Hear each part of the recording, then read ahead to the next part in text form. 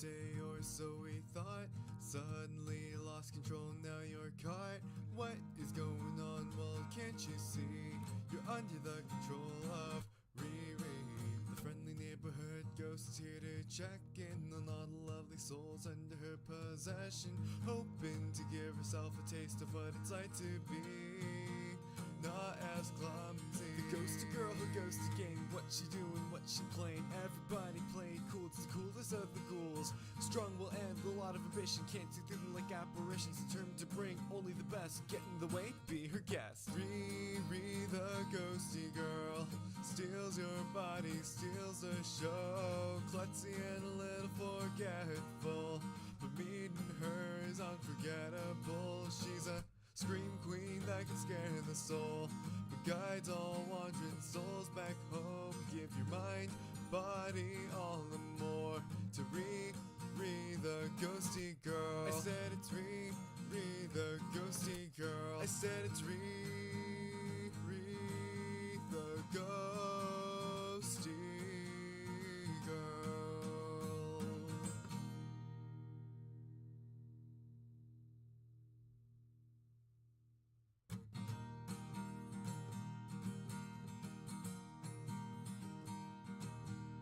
Just a normal day or so we thought.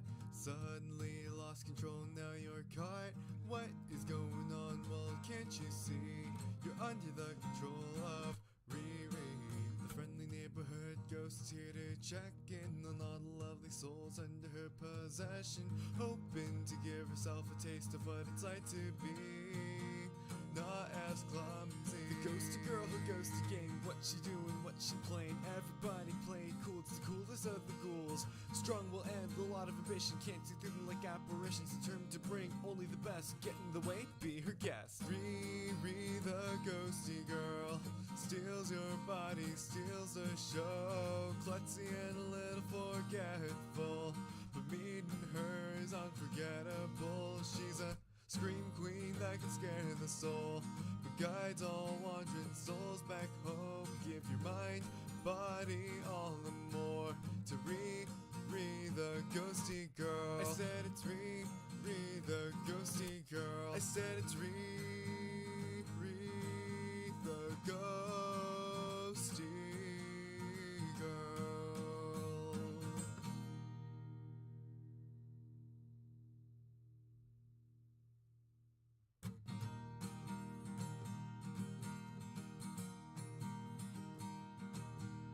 Just a normal day or so we thought. Suddenly lost control, now you're caught. What is going on? Well, can't you see? You're under the control of Riri. The friendly neighborhood ghost is here to check in on all the lovely souls under her possession, hoping to give herself a taste of what it's like to be not as clumsy. The ghosty girl who goes to game. What she doing, what she playing. Everybody play cool, it's the coolest of the ghouls. Strong will end, a lot of ambition. Can't see through them like apparitions. Determined to bring only the best. Get in the way, be her guest. Riri, the ghosty girl, steals your body, steals the show. Klutzy and a little forgetful, but meeting her is unforgettable. She's a scream queen that can scare the soul, but guides all wandering souls back home. Give your mind, body, all the more to Riri, the ghosty girl. I said it's Riri, the ghosty girl. I said it's Riri, the ghosty girl.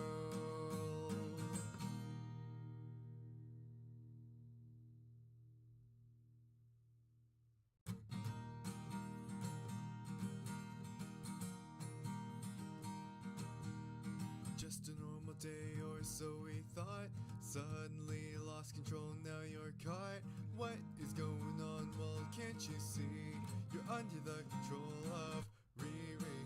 The friendly neighborhood ghost is here to check in on all the lovely souls under her possession, hoping to give herself a taste of what it's like to be not as clumsy. The ghosty girl who goes to game. What she doing, what she playing. Everybody play cool, it's the coolest coolest of the ghouls. Strong will end a lot of ambition, can't see through them like apparitions. Determined to bring only the best, get in the way, be her guest. Riri, the ghosty girl, steals your body, steals the show. Klutzy and a little forgetful, but meeting her is unforgettable. She's a scream queen that can scare the soul, but guides all wandering souls back home. Give your mind, body, all and more to Riri, the ghosty girl. I said it's Riri, the ghosty girl. I said it's Riri, the ghosty girl.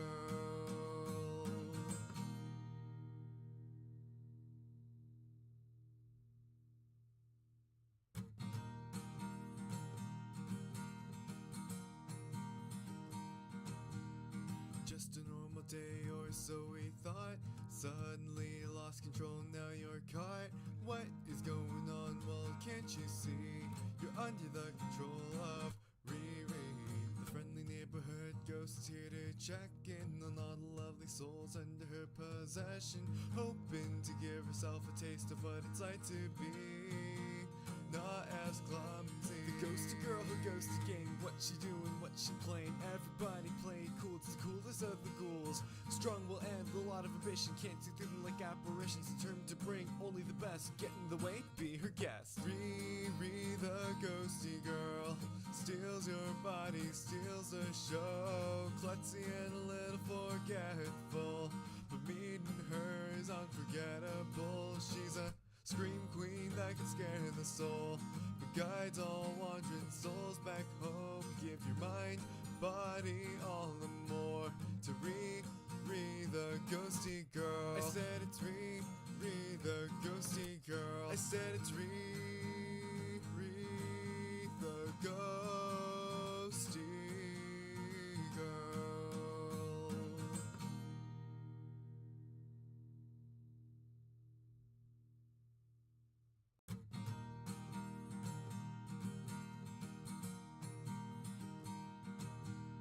Just a normal day or so we thought. Suddenly lost control, now you're caught. What is going on? Well, can't you see? You're under the control of Riri. The friendly neighborhood ghost is here to check in on all the lovely souls under her possession, hoping to give herself a taste of what it's like to be not as clumsy. The ghosty girl who goes to game, what she doing, what she playing. Everybody play cool, it's the coolest of the ghouls. Strong will end a lot of ambition, can't see through them like apparitions. Determined to bring only the best, get in the way, be her guest. Riri, the ghosty girl, steals your body, steals the show. Klutzy and a little forgetful, but meeting her is unforgettable. She's a scream queen that can scare the soul, but guides all wandering souls back home. Give your mind, body, all and more to Riri, the ghosty girl. I said it's Riri, the ghosty girl. I said it's Riri, the ghosty girl.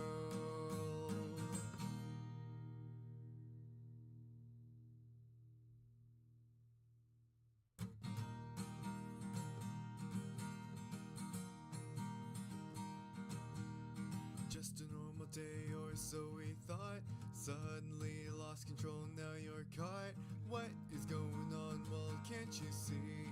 You're under the control of Riri.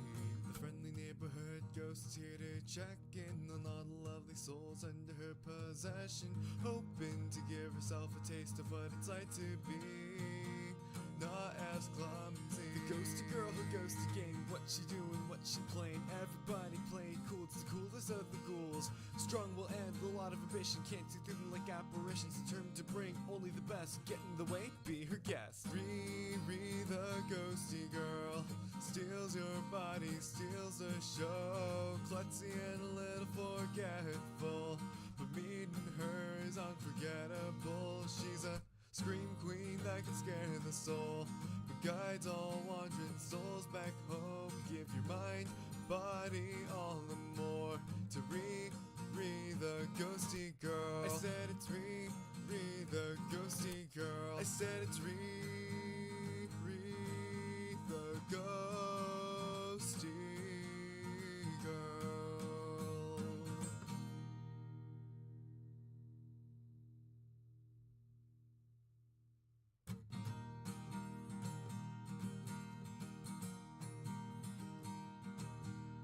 Just a normal day, or so we thought.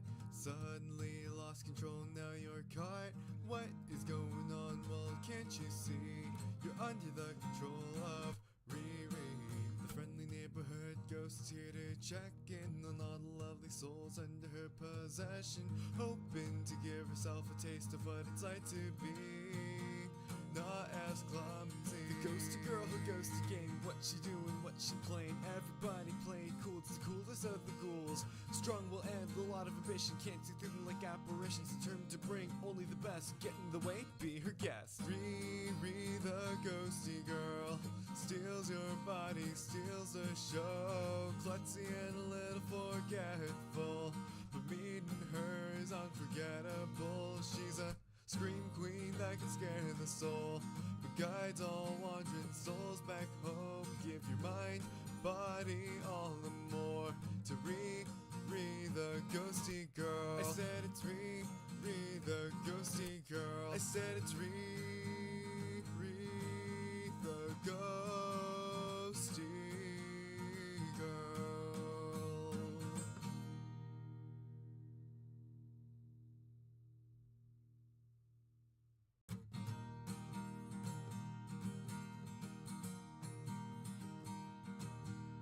Just a normal day, or so we thought.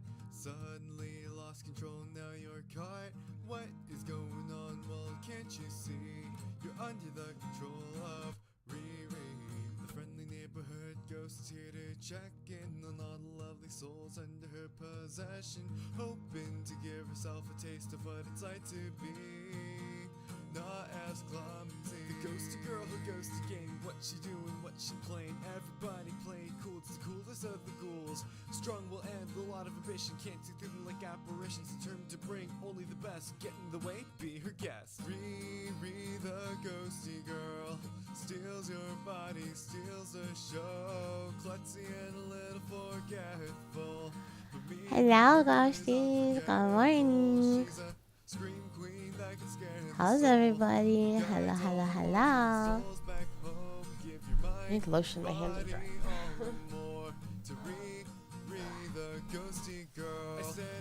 How are you?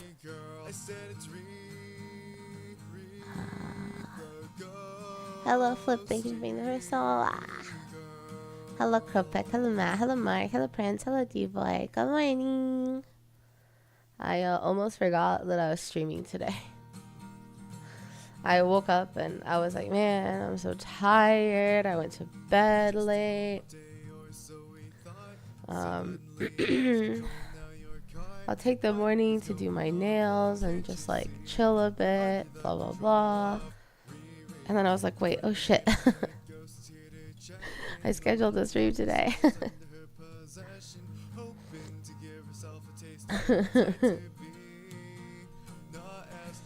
But I remembered, and then I was on time.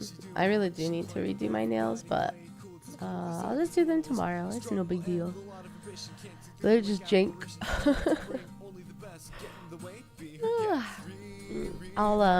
You're getting a bit of morning voice today. My throat is warming up. My voice is warming up still.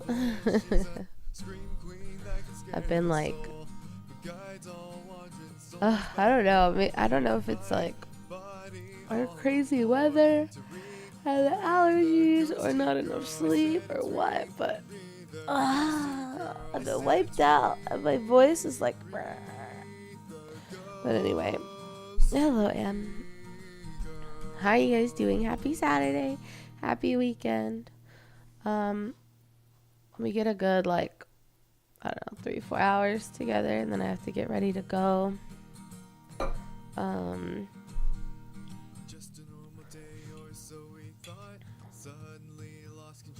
Oh my god, I completely lost what I was gonna say. But yeah, I don't know for anyone that, honestly, I don't know the last time I did one.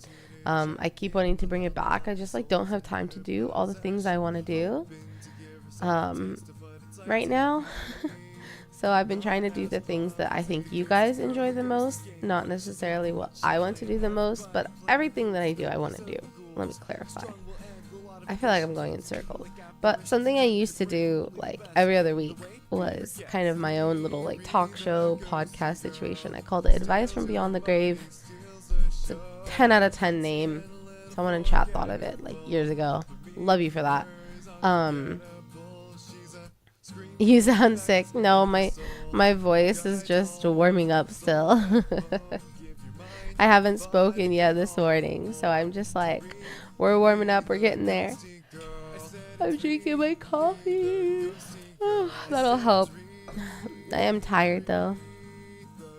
It's okay, when we get into it and we're hanging out, like, I'll be there, you know? But yeah, I used to do like a talk show every other week basically, or once a month, called Advice from Beyond the Grave. And I would take submissions at a Google form for chat, and you could submit something you wanted advice on, whether it was about you or about someone else or whatever, and it was totally anonymous, and I would read through the submissions and I'd give advice. And I still love that, and I wish it could be like a 2-person kind of podcast moment where I recorded it with someone, but I don't really know. I don't know. But yeah, so I used to do that all the time. I'm frequently like big sister to everybody in my life. I'm used to kind of mothering everyone, but I don't like to say that I mother people. So I big sister people, and I give big sister advice, which is not as harsh as like parental advice, but maybe a little bit more realistic than friend advice. You know, we're in the sweet spot. But I haven't had time to do that in a while, and I thought, I really enjoy listening to people read like Reddit stories and give advice to like Reddit stories, or read just like situations people are going through. And instead of having to like spend a lot of time going through the forum, promoting the forum, like reading the forum, doing research and stuff, because I know it's my audience and I don't want to give like wrong advice. Instead of doing all that, I thought that we could just read through some Reddit advice requests together, and yeah, solve the internet's problems, and maybe something would help you guys too. Maybe not, I don't know, but I just thought it would be something different to try and be kind of fun. And it's recently I just will listen to a lot of YouTubers like reading these videos while I'm, doing chores or something. And so I was like, you know what, since I enjoy like listening to them, maybe I should try my own. But granted, it's not like a pre-recorded video, it's a stream, so it might be a little different, but yeah, so that's why I thought we'd try this. We'll probably try it a couple times until I get a feel for it, if I like it or not, if you guys like it or not. But yeah, that's how I came to this Reddit conclusion. Like, I missed my advice show, like I want to bring that back, but I don't really have time to like promote it and get the form and like research the request. So how can I kind of bring that back in a different way? And this is what I like, and here we are. I hope that makes sense. But yeah, in Discord for sure, definitely let me know what you think about it. Let me know if you enjoy it,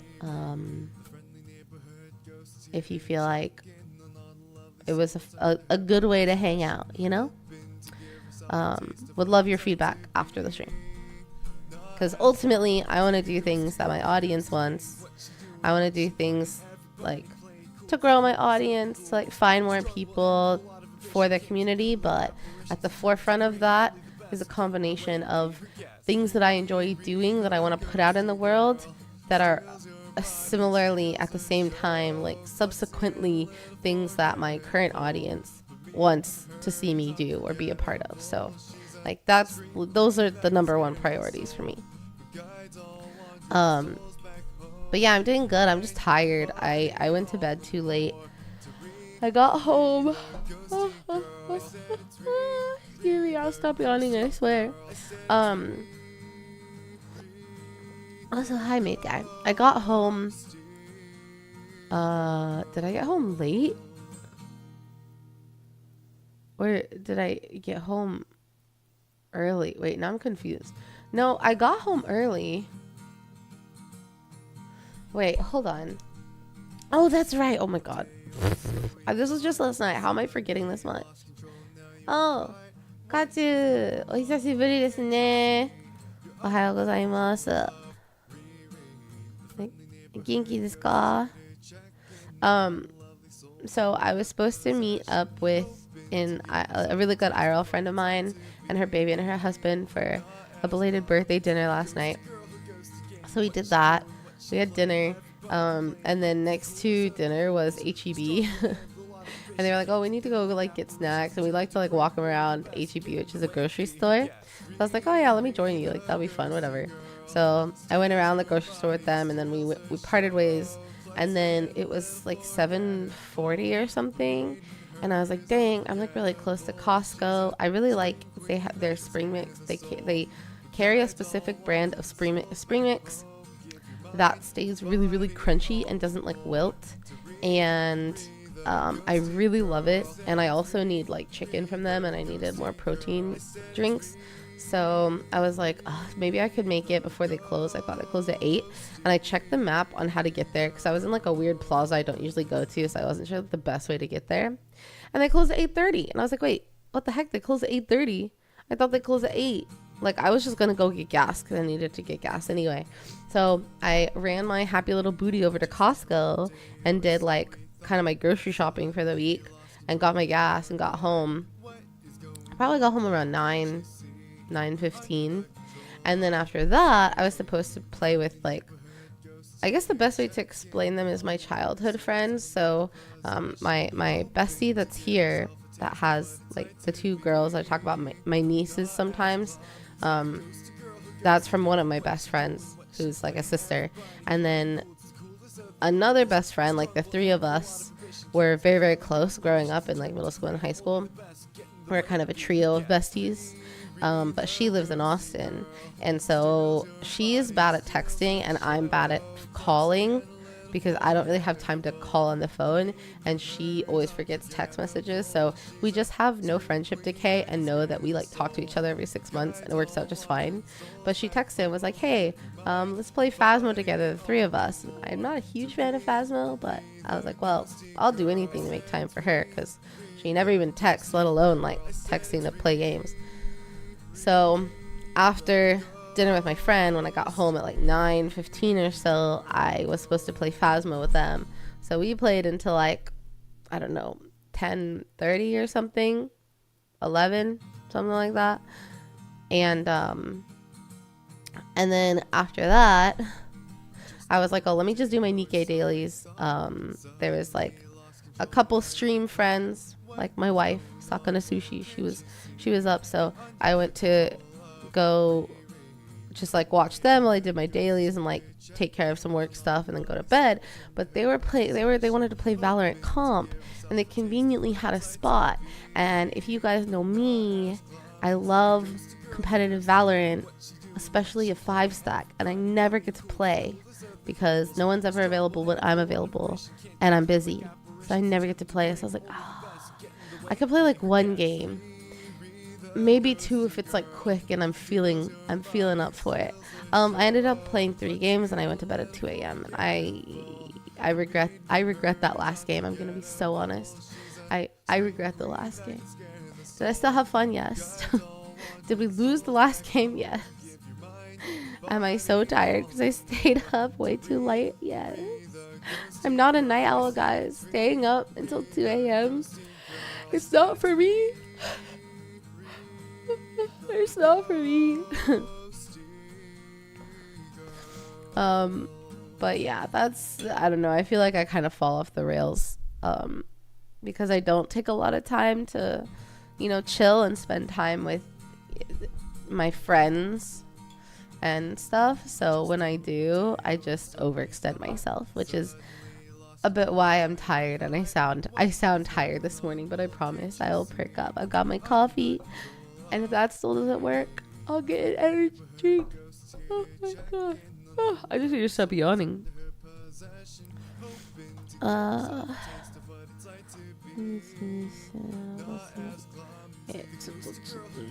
ょっと漢字が最近ね、なんか漢字があんまり読めなくなったから、多分勉強したいかも。漢字22年6月の招待面から招待面から4年目。そうだよね、4年目。嘘、本当？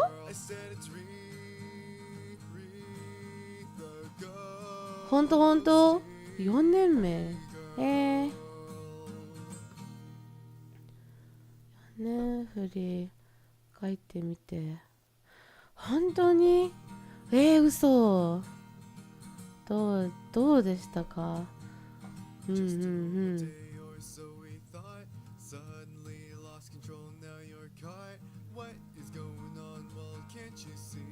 嘘。 That's crazy, Kachu. It's been 4 years, really? わー、4年目。すごいよね。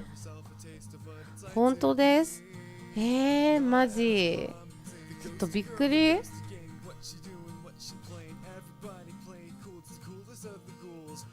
再確にはそうだね、6月22日が初めての出会いです。わ、すごい。なんか私のことをなんか覚えてるのはなんか嬉しくなる。わかりませんかな？わかるかな？ It makes me happy that even after 4 years you can remember me ね。4年間もうあったけど、私のことをカチューさんが覚えています。ちょっとすごいよね。 Okay, anyway, hi Goge, how are you? It's been 2 years. Yeah, I mean that's crazy, guys.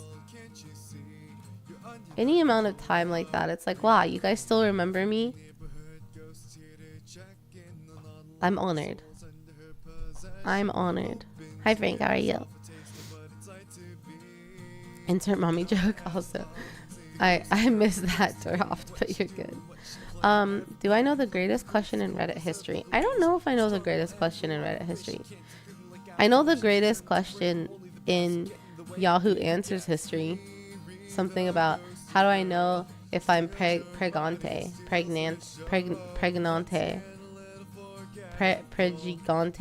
that one. Do you guys know what I'm talking about, or do I sound like I'm stroking out?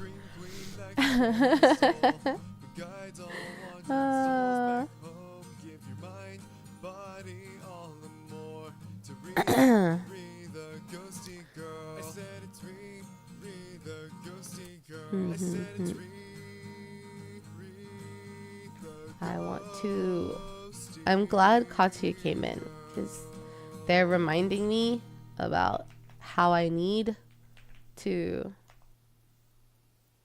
practice my kanji. I said I would, and I've had the tab up, but I haven't gotten started. So that's what I gotta do this weekend. そしてですからもう復帰しました。そっか。もう一度4年間一緒にいてくれてありがとうございます。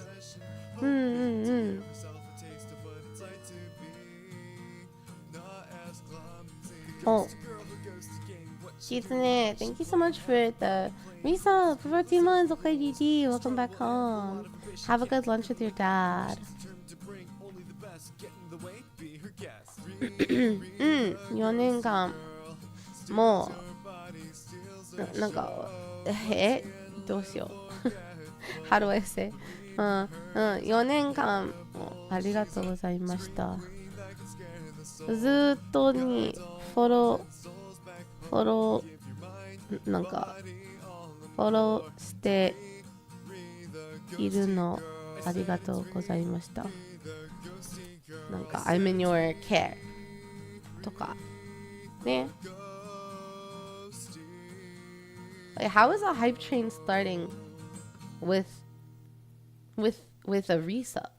Oh shit, it's because Kitsune resub for 6 months. Oh my god, thank you so much, Kitsune. I didn't realize that you resubbed for 6 months at a time. That's so sweet. Thank you. Thank you. Is a hot dog a sandwich? Oh man, I don't even want to get into that. You're freaking out because the temperature is so high. It's not even summer yet. Dude, tell me about it. It's going to be 33 Celsius today. It's going to be like 93 degrees or something like that. I don't wanna. Saves money, so worth. Yeah, but it also dedicates 6 months to me, so I'm honored. How would you get a small cylinder unstuck from a mini M&M tube filled with butter and a microwave mashed banana? What? How would you get a small cylinder unstuck from a mini M&M tube filled with butter and microwave mashed banana? It's a famous Reddit post. I've never heard of this one. Is it like were they trying to be sly for butt stuff? I love Texas, but I hate the Texas heat. It was like 85 outside at 1 a.m. Yeah. I will never like the Texas weather. Never, ever, ever. Never, ever, ever. I just need to find a job that will pay to move me out of state so I can stop complaining about the weather. You try to stay far away from Reddit, Twitter, and TikTok. In almost a decade, you've seen too many dumb drama. Yeah, that's fair. It's probably good for your sanity, you know? More like pee-pee? Oh. Why would their dingling be stuffed with butter and microwave mashed banana? Huh? I'm so confused.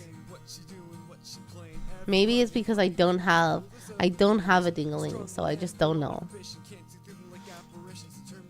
But if you move, we won't be state twins. I know. And if I move, I won't be close to my nieces, which would make me really sad. Because they're young, so they're not old enough to hang out with me online.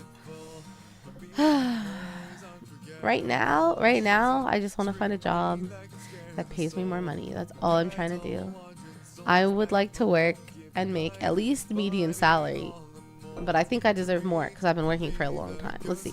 Let me see. Houston median salary.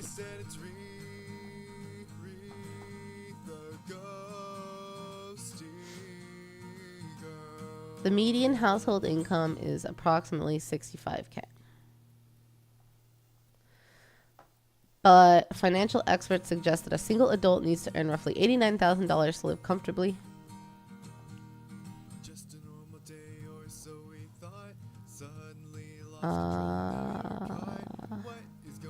Median individual wage we'll say is like $60K, which is a very, very low side of middle class income. It looks like middle class income ranges from 42 to 125, and they're saying like median Houston is 60. That's like barely middle class. I would like to be comfortably middle class, you know, but I would like to make a median salary, please. Some places are insanely expensive. Yeah, let's see. Dallas. I imagine Dallas and Houston are very similar. Oh, median salary in Dallas. It looks like. So the median individual salary in Dallas is 61, which is a little lower than Houston. But the median household income for Dallas is 70. But the broader DFW area is 90. So it looks like people might be making a little bit more money in Dallas, like possibly as a household.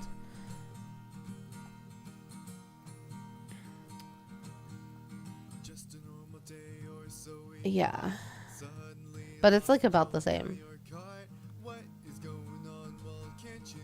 It's about the same, which makes sense. I feel like their cost of living is similar.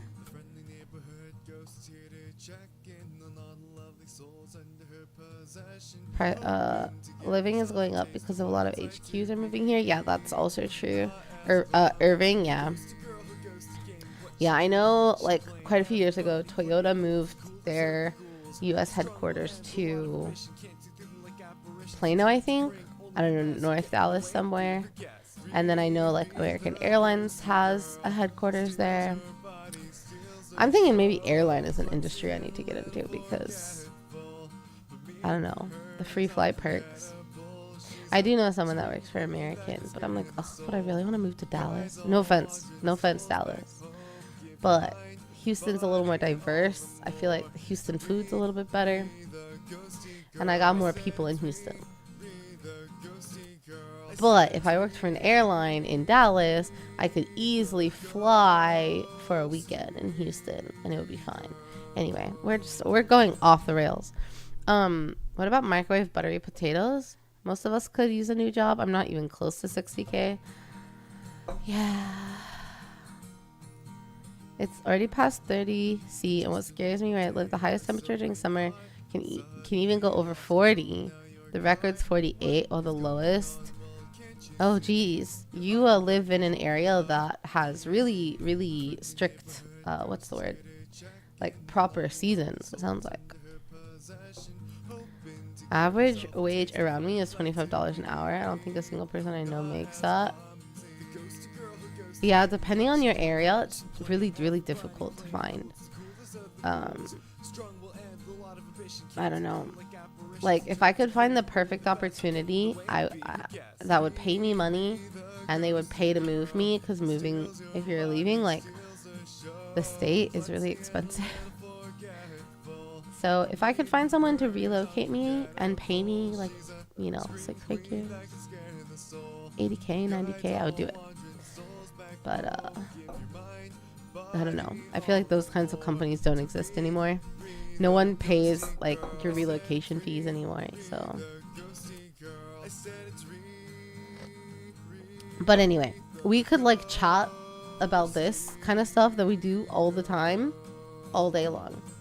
I want us to give advice to these poor Redditors who just don't know. They don't know what's what. We gotta help them out. I did notice that a lot of these Reddit requests involve, like, relationships and love interests and things like that. So I got a mixture. There were a couple, like, so I haven't read any of them. I just read the titles. And I was like, okay, this might be interesting. This might be funny. Like, this might be good. There were a couple with updates that were all around, like, relationships. But I love a good update. So I have those open. And then I have a couple that aren't about relationships because maybe, like, the relationship advice will just be too much all at once, you know? They're on Reddit. Isn't that their first problem? Man, I used to read Reddit all the time. Like, I would go onto Reddit and I would leave comments and I would read, especially, what is it? Like, I would read through AMA threads, like Ask Me Anything threads, and I would read through, man, I can't remember the threads I would read through, but I used to go on and just, like, read people talking all the time, and I stopped a long time ago, but I don't know.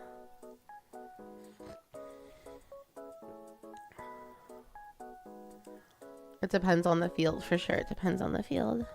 Ooh, I do love an Am I the Asshole? I thought about reading those, but I figured let's start with advice, and then next time maybe we'll read Am I the assholes? Yeah. Am I the what's a good word replacement for asshole for YouTube? Am I the jerk face? Am I the PP? Am I the scallywag? Hi, Biggie, how are you?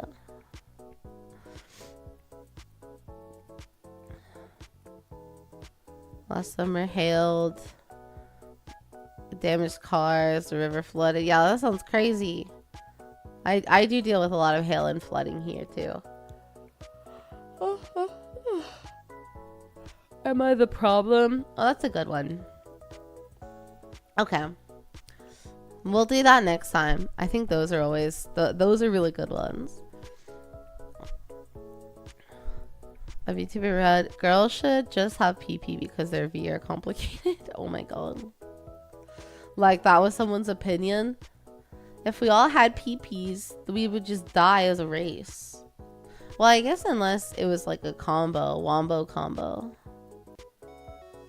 But like, thanks for the follow, Firelord. Oh my god, the Firelord Zuko. Wow. He went on a whole rant. Okay, that's all I need to know. But anyway, let's give Reddit some advice. I took some top posts of r/advice.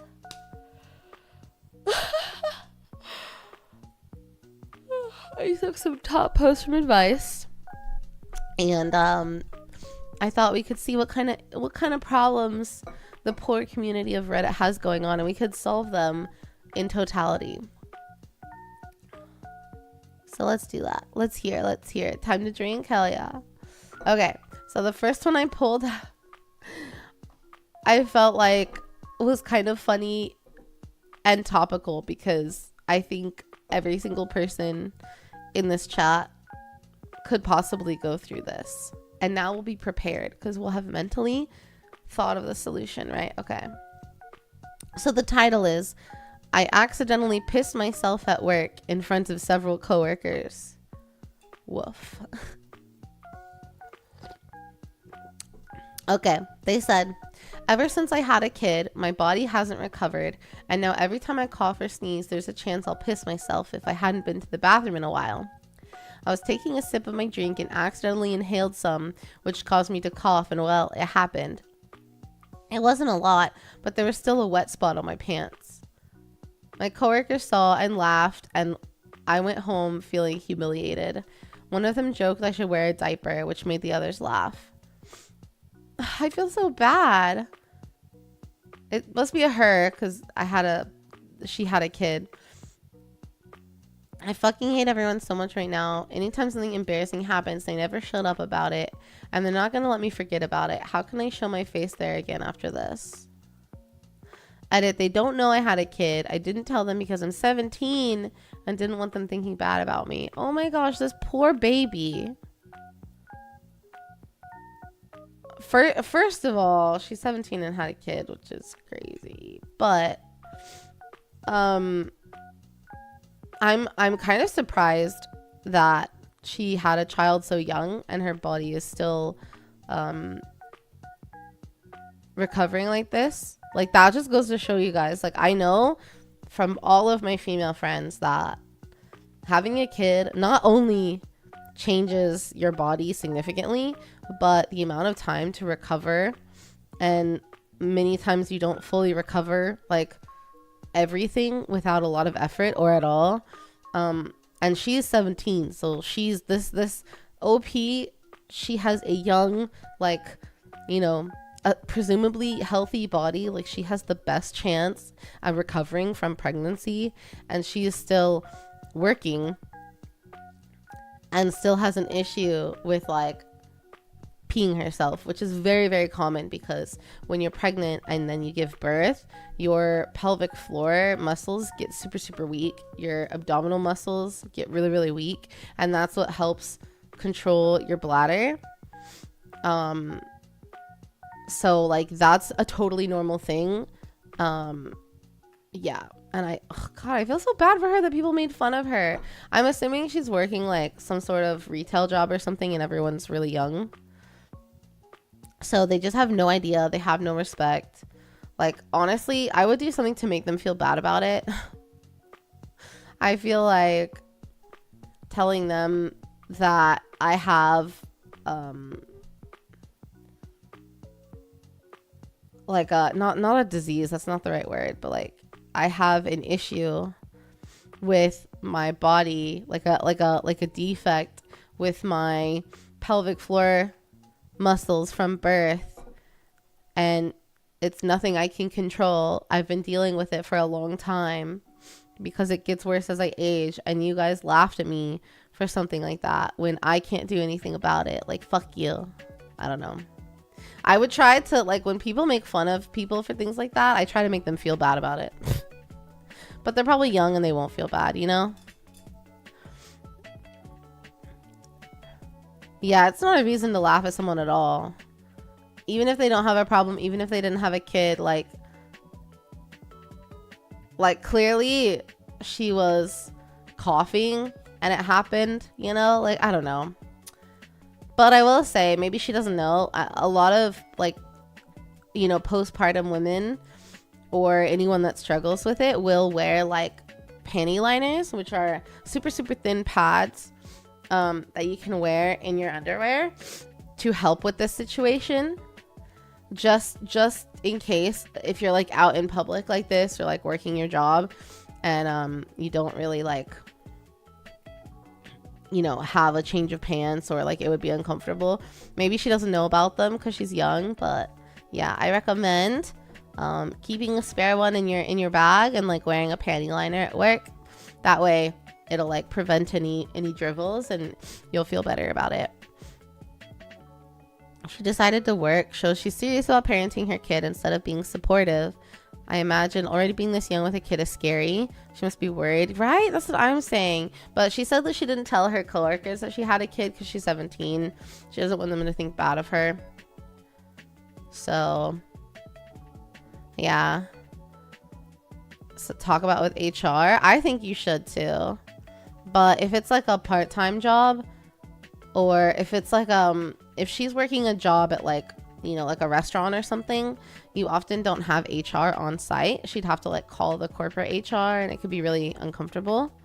But I probably would, because like, you know, they should get more maternity leave for sure. Let's see. Some of the comments are saying like, yeah, fuck them, you had a child. It's a natural body process. Go to HR. The fact that they're making fun of a teenager for a medical thing is disgusting behavior. Also, I agree. I mean, I'm hard assuming that these are other like teenagers and younger people, but if they aren't, and if they are like adults, it's even more disgusting than another teenager making fun of you. You know? Lots of people are supporting going to HR.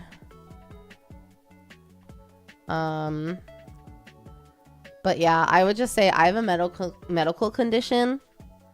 I can't control it. And like, that's not okay. But they should also talk to like a pelvic floor physio or something, because it's definitely, you can make it better. Like, you can fix it, you can work on it, you can build that muscle back. But you have to do the pelvic floor physical therapy basically. But yeah, man, I feel so sad for her. Like, she's so young to be having to deal with that. It makes you feel, I mean, I don't know. Kids are the worst. I'm hoping it's just other teenagers and not adults making fun of her. But yeah, I think she should go to HR and she should tell them that, like, if they ever do that again, be like, you're making some fun of someone's medical disability. Like, that's not okay.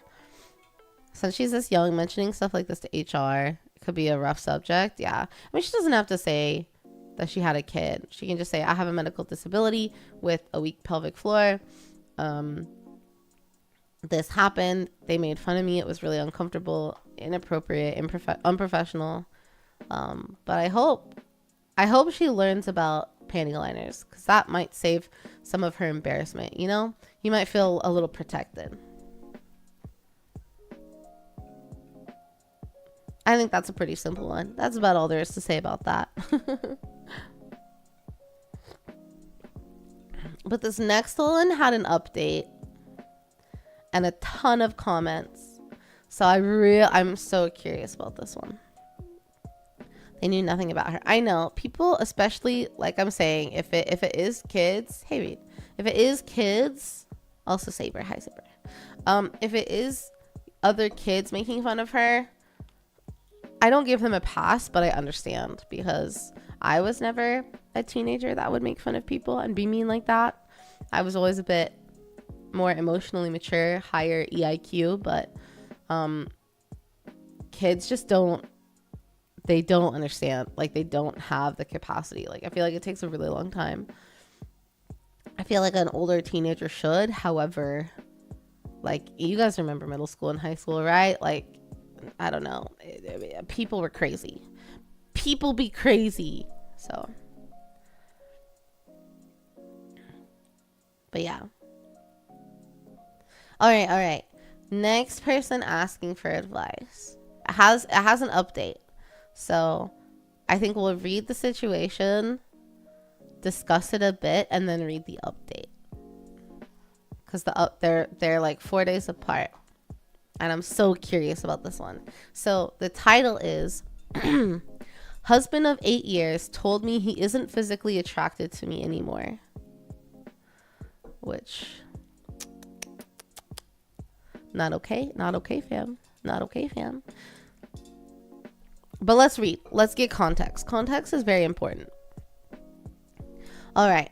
OP says, my husband, 32 male, and I, 30 female, have been together 12 years. Holy shit.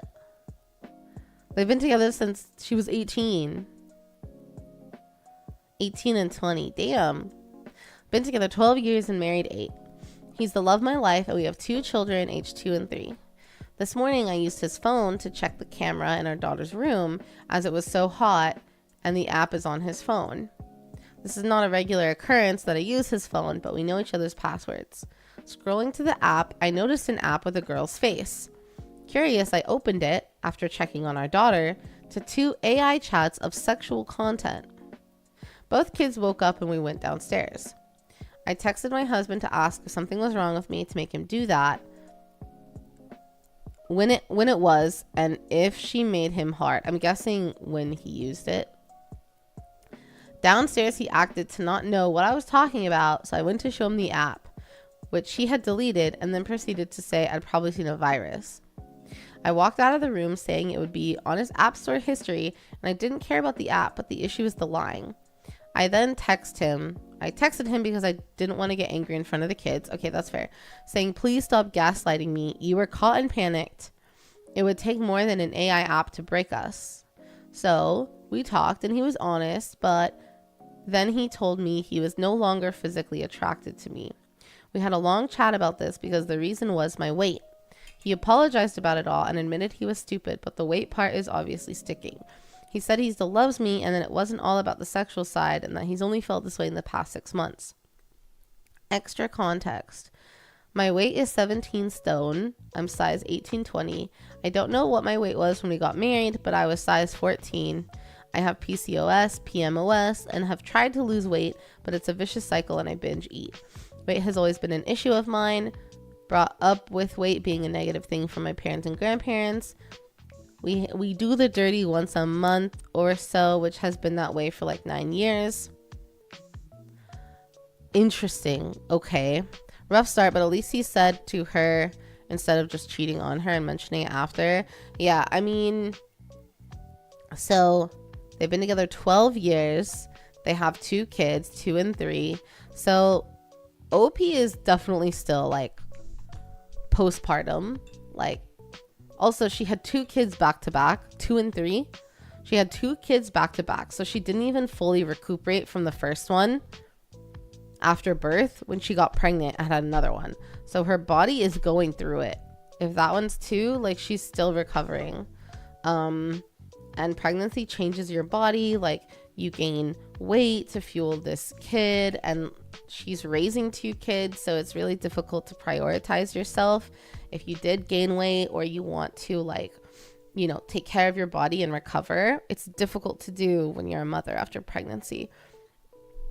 It sounds like when they got married, she was, you know, 4 to 6 sizes smaller than she is now. And I don't know. Okay. I feel like there's so much to unpack here. So for her, I know, so she has PCOS, which is, I can't think of what it stands for right now, but it's like it's related to women's cycles, and it's like an illness, and it does a lot of painful things. Like you probably have really bad cycles, and it affects your weight, and there's a lot that goes into PCOS, and symptoms for everyone is different. But I do know that GLP-1s like Ozempic and stuff have been proven to help with PCOS symptoms. And then also PCOS symptoms can improve if your weight declines. It's not always true, but because of that, GLP-1s are a great thing for people struggling with both weight and PCOS to help with the symptoms of those things. I have a good girlfriend of mine who struggled with PCOS, and so she was taking Ozempic for a while, and it helped her a lot when she was able to take it, and helped her a lot. So I think that OP should look into that with their doctor, because maybe if she's able to take it and assist her with her weight loss, and also with a therapist, because she mentioned binge eating, so, and some probably negative things around food from growing up. If she works with a therapist and the GLP-1, her PCOS might improve, which will also like help her with her weight. So I'm thinking of, like, from her perspective, or like for her, things that would help her live a better life, like regardless of her husband and all of that. If she has PCOS, she sounds like she would like to lose some weight.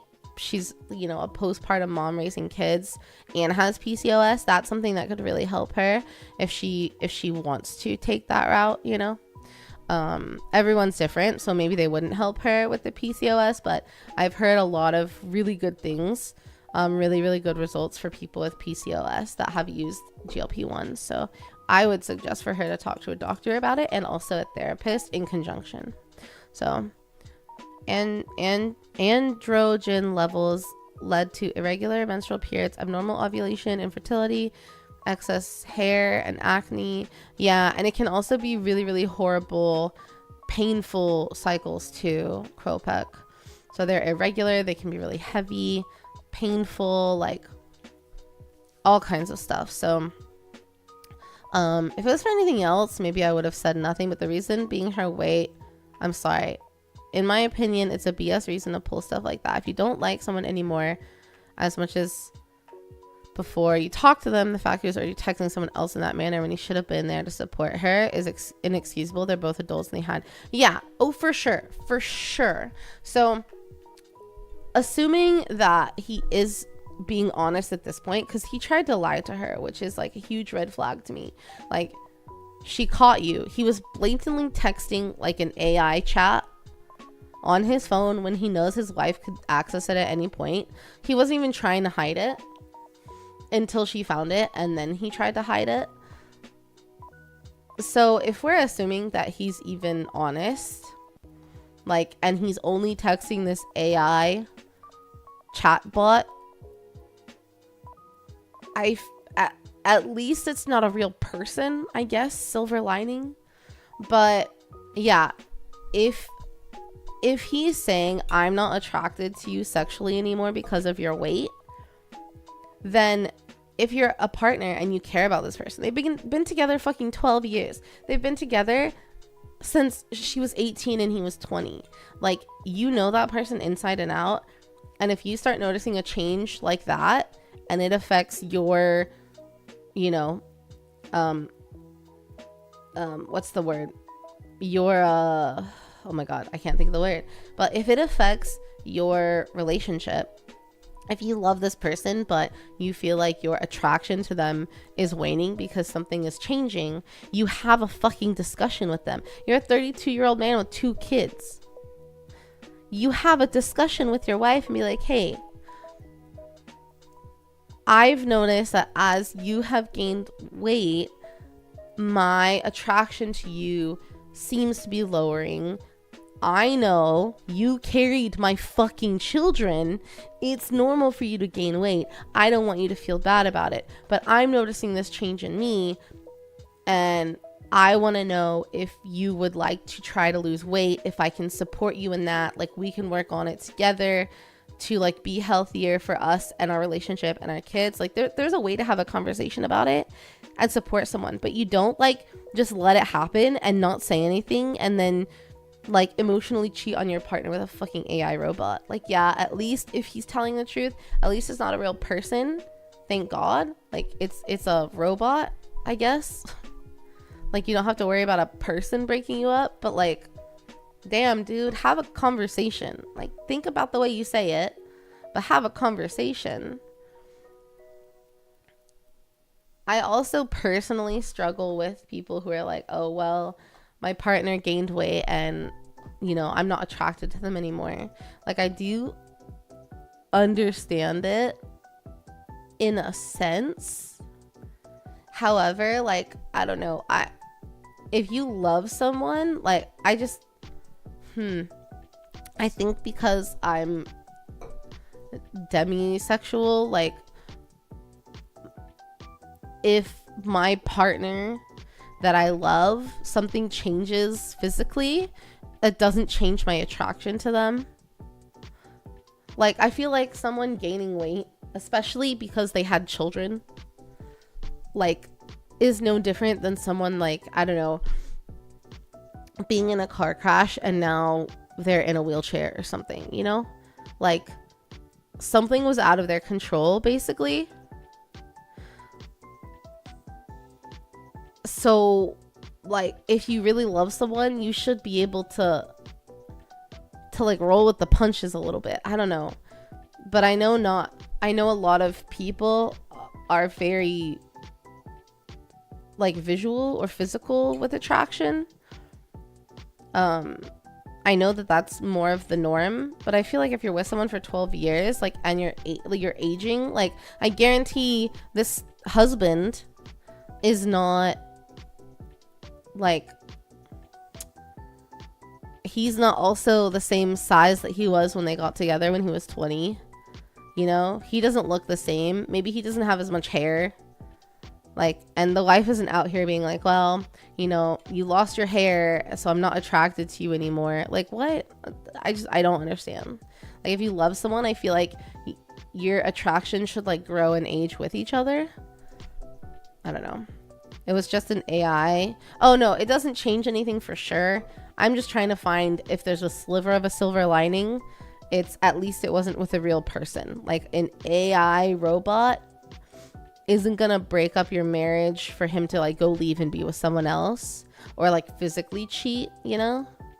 Like tiny sliver, you know? They stop loving you and chatting with AI. Yeah, for sure.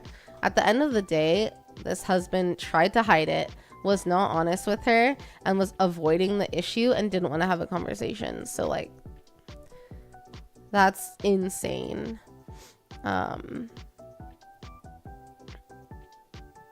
Thanks, ads. Sorry.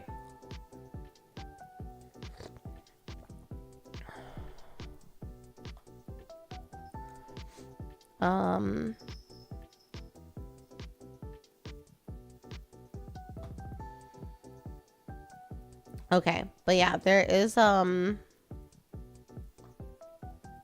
let's see. Let me see. There's like a highlighted comment. I want to see what they said before we go to the update. Financial audit guy. He saw a couple statements, and then the husband was subscribed to an AI. Oh, geez. You did a tier list on what? What was the tier list on? Minor fluctuations in someone's physical appearance isn't going to bother me. It's when they're drastic and unhealthy and I don't like it. For example, if I married Riri the ghost and 5 years down the line, she became Riri the whale, and then despite everything I'm trying, she refuses to lose weight. I'm sorry, I can't stick around. That's not who I married. Yeah, that's a very different situation, you know? Like, if someone starts to have unhealthy habits and they start to like not take care of themselves, or they start to gain weight, like, you have a conversation, you know, but also be realistic and honest with yourself. Like, if they're struggling with that, you're a partnership, you gotta uphold each other. But also, like, I don't know, specifically men and like postpartum and pregnant women, it drives me up a fucking wall, because, and I've never been pregnant, I will never be pregnant, I will never fully understand, but the amount of changes that your body goes through, like the amount of shit you have to deal with, you literally have to gain weight to carry this child, protect this baby that you're having with your fucking partner. And then when you have the baby, it's not, first of all, it's not like all the weight just goes to like the stomach uterus area. It goes everywhere. And then when you have the baby, it's not like you just deflate like a balloon. Like, you're still carrying 20 to 40 pounds of extra weight that was like gained to protect and feed the child. That you don't just lose that in 6 months or a year, especially when you're postpartum and taking care of a child. Some people are able to breastfeed and like lose their extra weight. They're able to, you know, resume a healthy lifestyle immediately. But for a lot of people, that's not true. And even if a woman had a baby and she's able to lose weight and be close to or the same weight she was before pregnancy, her body is going to be permanently different than it was before pregnancy. Even if she ends up being the same weight, her body will change, because women's bodies change to support pregnancy. They'll get larger hips, they'll get bigger boobs, they'll get smaller boobs. Like, that permanently alters what our body looks like. So guess what, men, specifically men, if you're with a partner and you want to have a child, you need to not focus on the physical aspect to a certain level. Okay, to a certain level.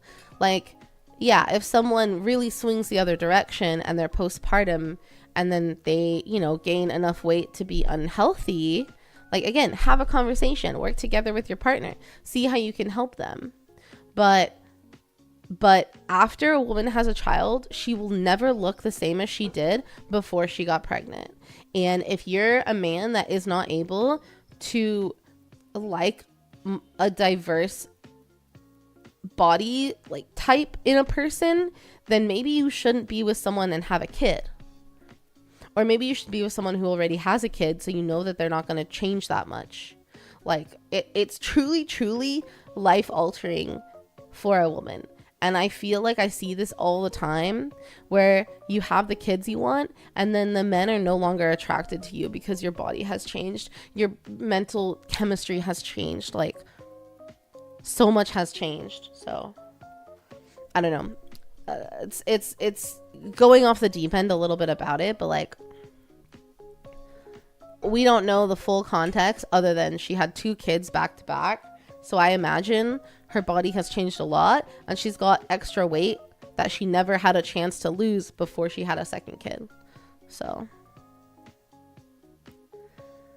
we're straying a bit too far from the issue. He didn't tell her. Yeah, exactly. That's the problem. Like, as soon as baby number 2 was born and, you know, postpartum got better, he should have had a conversation like, hey, I would like us to focus on, you know, our healthy habits and getting healthier while we're taking care of our kids. Like, I want us to live long lives together with our kids. How can I help you, You know, what can I do to help you? Like, let's do this together. I don't know. It's crazy. Crazy to me.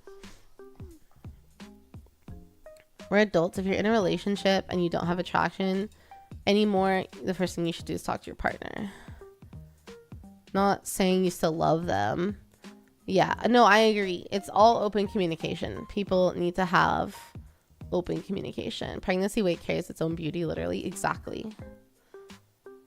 Okay, but there is an update. There is an update from a few days later. So let's read the update. Okay.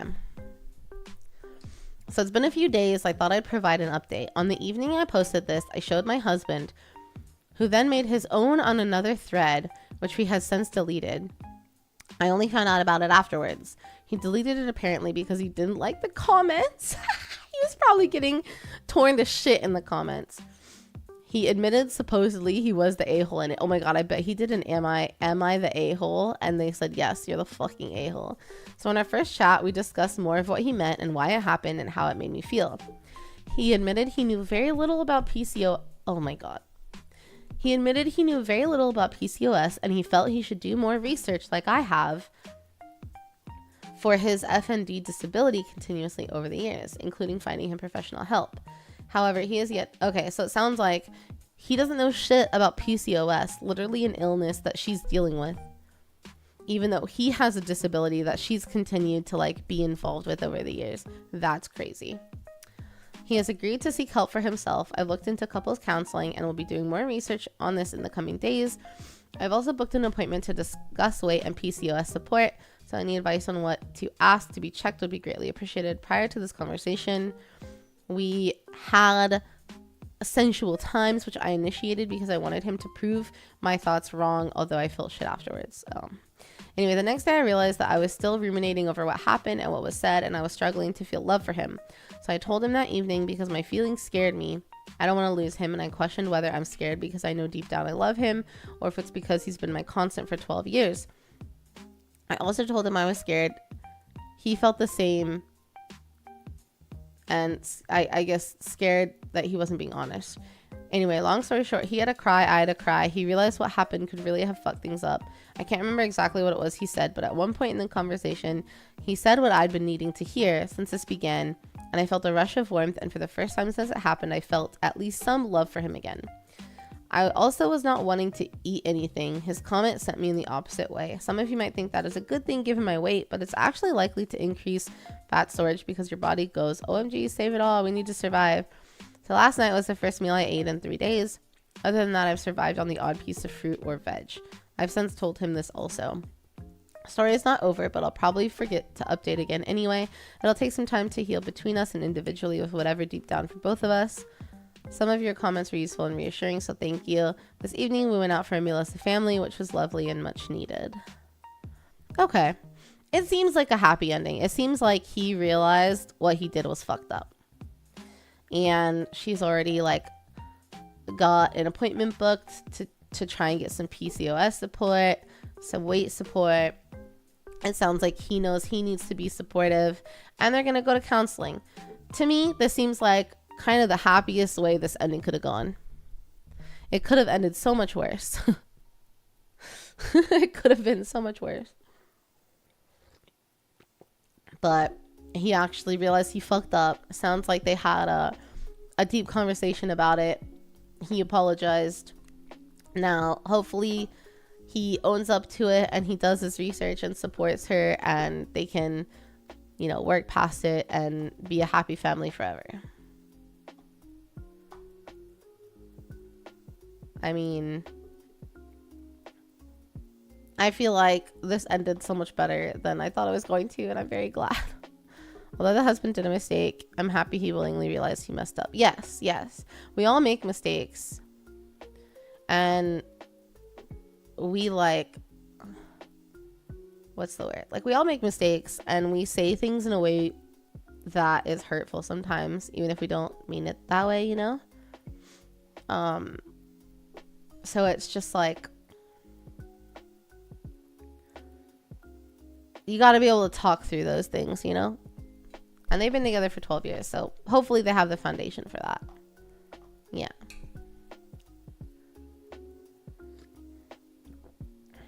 I don't know. I'm glad it ended better than I expected. I'm glad they had a talk. I'm glad she's getting help. I'm glad they're getting help as a couple. Happy ending. Happy ending. On the other side of the spectrum, okay, so there were 2 other threads with updates I saw that I was curious about because I love a good update. There's another one about a marriage with an update. And then another one about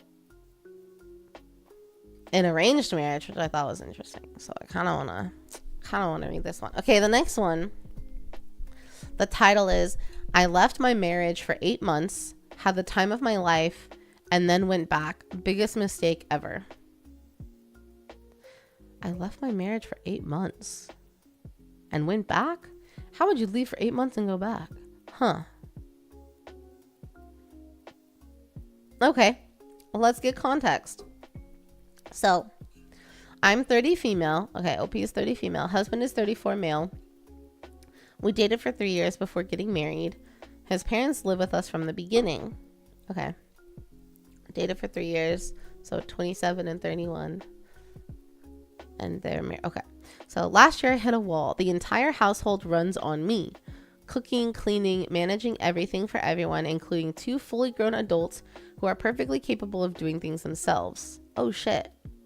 So his parents live with them and they're perfectly capable of doing things themselves and still make her take care of everything.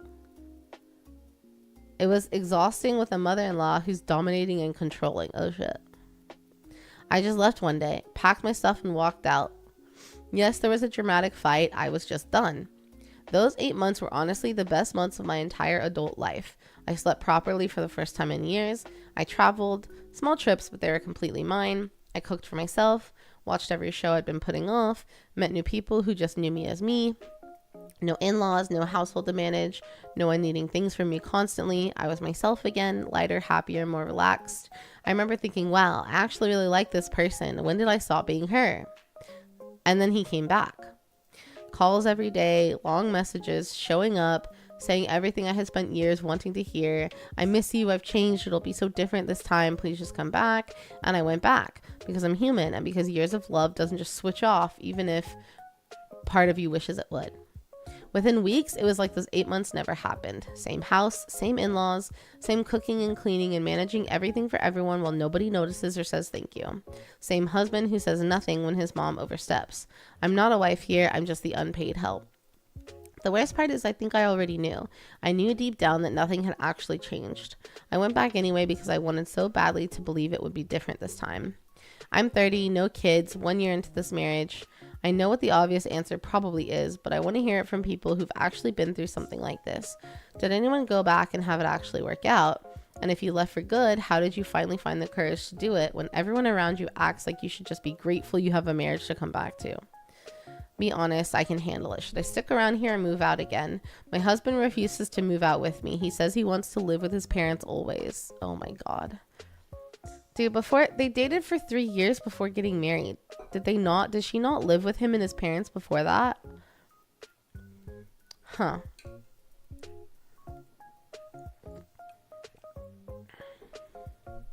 Like, did she not, like, she must have not lived with them before marriage, right?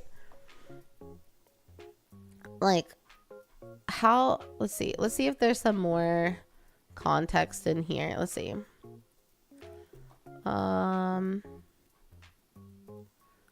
Let's see. I stayed for love. He wants a traditional household and I want a partner. Oh. Well, yeah, they're fucked from the beginning then. Let's see. What else does she say? I'm safe. I never wanted a child in the marriage, not because I don't feel ready or because the marriage isn't happy, but because somewhere deep down, I think I always knew that a baby here would mean no way out ever. I'd be tied to this house and family and dynamic. Dude, she knew. Why the hell is she with this guy? Yeah, I'll just leave. She like never met his mother or what? I mean, sometimes you don't get along with your in-laws and they're crazy. And like you can deal with it as long as your partner's supportive and like sticks up for you. But I'm thinking they must have not lived together before they got married, because she would have known about all this beforehand and not married into it, you know? The parents, yeah, and that's what I'm thinking. She must have not lived with him before they got married, so she didn't know. And it's a little weird that he has his parents living with him when they're perfectly capable. But maybe it's more of like he wants to be able to take care of them. They kind of have a, you know, like a compound situation, but like just a house. But like if the mother-in-law and father-in-law are capable adults, and then especially if they're retired, they should be I don't know. On one hand, I could see, I mean, hands down, her husband does not love her. She said in a comment, like, he wants a traditional relationship and I want a partner. You guys have fundamentally different values, and you need to end it and leave. It's only been, 3-4 years. You're 30, you're fine. Thanks for the sip. Oh my god, Yizu.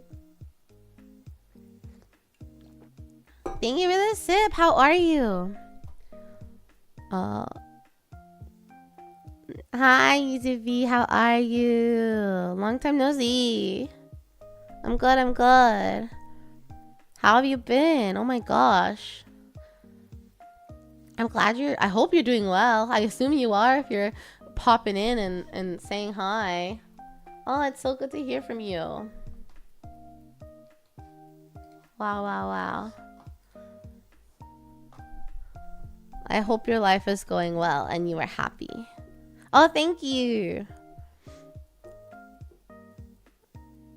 Even though it's still weird, he did nothing from working. The wife didn't anything, and both husbands and parents just stayed there to watch. Yeah, it sounds like the husband just expects her to be a traditional wife taking care of the household, but she's also taking care of her in-laws, even though they're adults and can take care of themselves, which would be really annoying.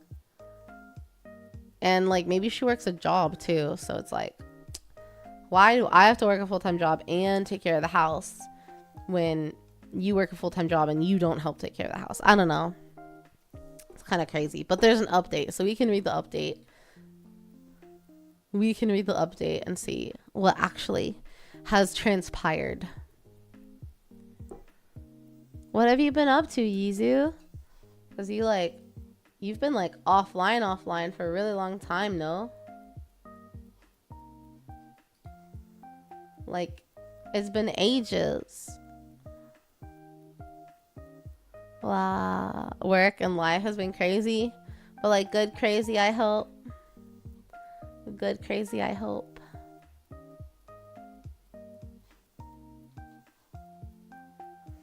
Yes. Okay, good. Are you still a designer at Blizzard? You are? That's awesome. That's awesome. Good for you. I'm like always on the hunt for a new job, I feel. I don't remember the last time we chatted, but I got laid off a couple years ago. I got a new job. I've almost been there. It's been like 2.5 years. I'm trying to find a better paying job right now, and like one with a bit more opportunity. But I'm still in Houston. I'm good otherwise, so. But yeah, I'm happy you're still there. That's exciting. Good for you. Believe it will come. Thank you. Thank you. Thank you. I appreciate that. But yeah, life is crazy, but overall good. What kind of jobs? So I'm torn because I think a lot of HR is getting hit. Like jobs are disappearing because of AI. But I have benefits experience. I worked for an insurance broker for like 5 years, and I was licensed. Like I had my insurance benefit, like life and health license. So like benefit admin, HR generalist kind of stuff. I'm thinking about going into that route because I feel like there's more opportunity and more direct progression. Like it's actually a thread of a career, whereas everything I've done before has kind of like, I don't have a very clear like path forward. So that's kind of what I'm trying to get into. Right now I'm like process improvement, process management, project management, but I don't have my PMP, so it's difficult to actually get into project management without it. But yeah, that's kind of my main goal right now. But every now and then I see like other jobs that I think are really in line with my skills, and when I see that, then I apply for it. So yeah. But if I see something at Blizzard, I'll hit you up. I think I'd have to move to California though.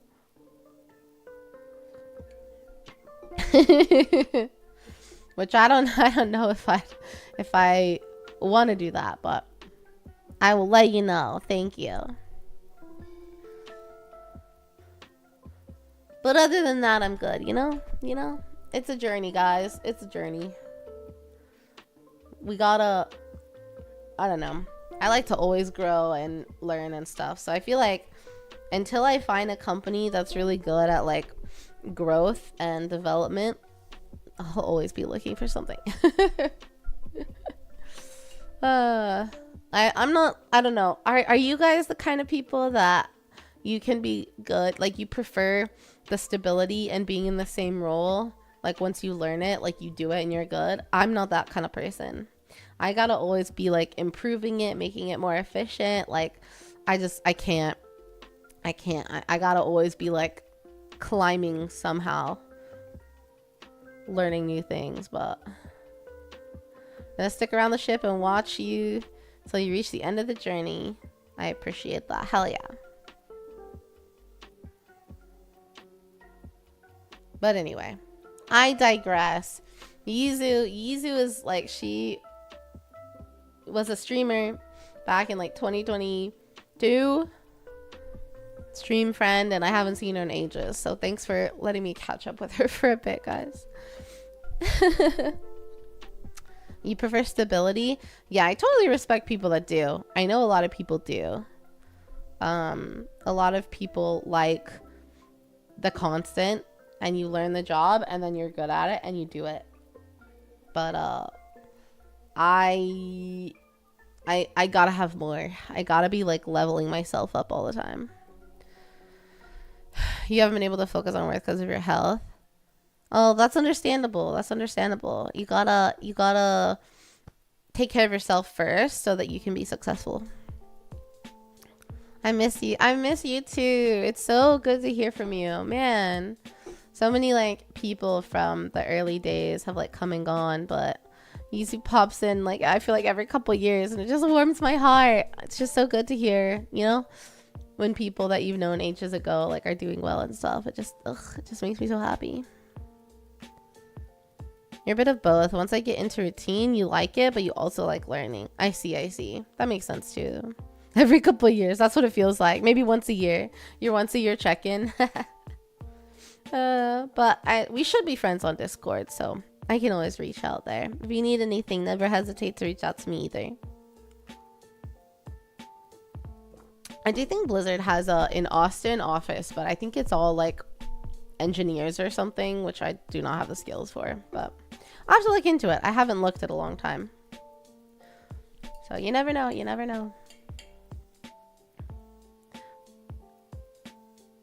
I know some producers. Oh, okay. You know, you never know. It could be. Sometimes you gotta take a chance on things and on yourself. Again, if someone wants to pay for me to move my shit outside of Texas, I will do it. It's just gotta be the right opportunity. So we'll see what happens. But I appreciate it, Yeezy. I'll definitely be in touch if I see something that I have to learn about. But I appreciate I appreciate you. It's so good to hear from you. We're just reading Reddit advice posts, giving the big sister advice that we always do. If I find work, I'll probably find out elsewhere, not where I live. You want to move close to a work. Oh, so you want to like live close to where you work? That makes sense. Have a good class. A class? What kind of class? Yeah, thank you for saying hi. I hope you have a good class. Have a great weekend. Thanks for popping in. It means a lot. I'm like, is it like a school class? A Pilates class? Like what kind of class? A gym class? School class? Oh. Study hard, study hard. You got it, I believe. Bye, Yuzu. Have a good weekend. Have a good month and year if I don't hear from you. Bye-bye. You're in Italy. You plan to search work outside of Italy. Gotcha. Okay. I wonder how it is like with EU. Like, is it easy to get jobs in other EU countries? Like, I imagine it's easier than like if I was trying to as an American citizen, but okay. Small, we digressed there for a minute, but I need to know the update for this woman who left her marriage and came back. Okay. The update post. I want to start with thank you with my whole heart to everyone who supported me yesterday. Thousands of kind strangers telling me I deserve better, to choose myself, to get out before it was too late. I read every single comment and cried through most of them. It was a life-changing post for me. I showed my husband the post and all of your comments. He read everything. We talked all night, and now I don't know what to think. I need advice again. I handed him my phone and I watched his face as he read the post, the comments, all of it. He was quiet for a really long time. And then he looked at me and said, I had no idea it had gotten this bad. Well, how do you not know? We talked all night, properly talked, the kind of talking we hadn't done in years. He apologized for never checking on me during those 8 months, said he was too angry and too hurt, and he let that stop him from asking if I was okay.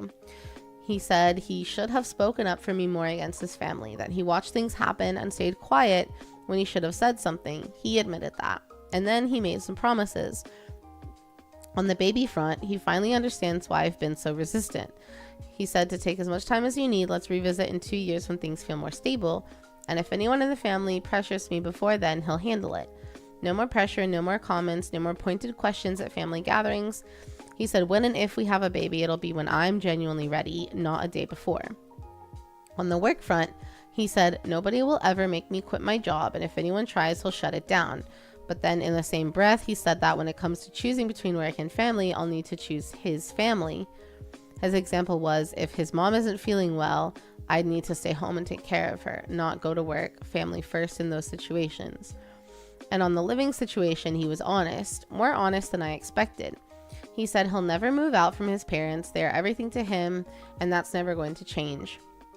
But he said he'll make the environment at home better and easier with less suffocating. He acknowledged that the cooking and the household falls on me and said he tried to make it more manageable, but also said his mom is aging and the men in his family don't cook, so the cooking will still be mine to handle. And now I don't know what to feel. I don't like his response, to be honest. Like, I do and I don't.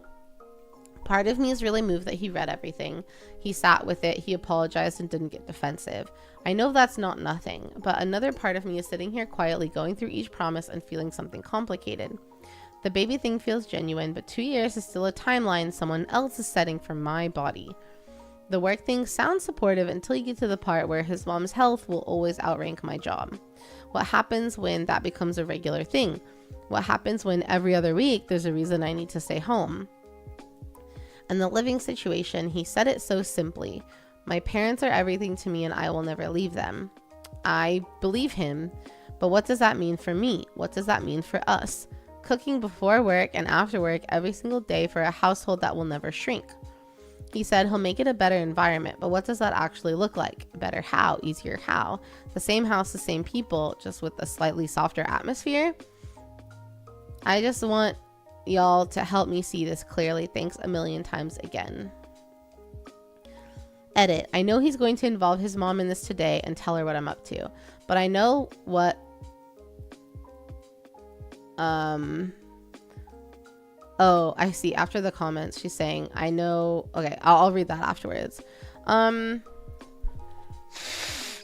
He sounds like a line you'd expect from someone that wants a trad wife. Yeah. It's weird to me that he's like, I get you're marrying into each other's families, so you know, you should take care of each other's aging parents and stuff. Like, but why is it always her responsibility to leave work to take care of your sick mom in the future? Like, that's weird to me. That's just weird. Like, it should be a shared responsibility. Like, why is she the one that has to put family above her job when you don't also have to do that? It just feels weird to me. He wants her to be a trad wife, and he's trying to like ease her into that, you know? Because now it's going to be like, well, now you have kids and you have to take care of them. So what, you just can't have a job for 5 years because you need to take care of the kids, like family above all else? And like, also, what also kind of triggered me is him saying like, oh, the cooking is still going to have to be up to you because my mom is aging, so she won't want to cook or be able to cook at some point, and the men in my family don't cook. Okay, but what about you, dude? Like, you're saying the men in my family don't cook. That sounds to me like you're saying because I'm also a man in my family, I don't cook. So it's fully on you. No, you could cook. Like, he's trying to make it sound like, oh, the older men in my family, they don't cook. But like, you could cook. You're young enough to figure out how to cook. Like, it doesn't have to be on her. Or guess what?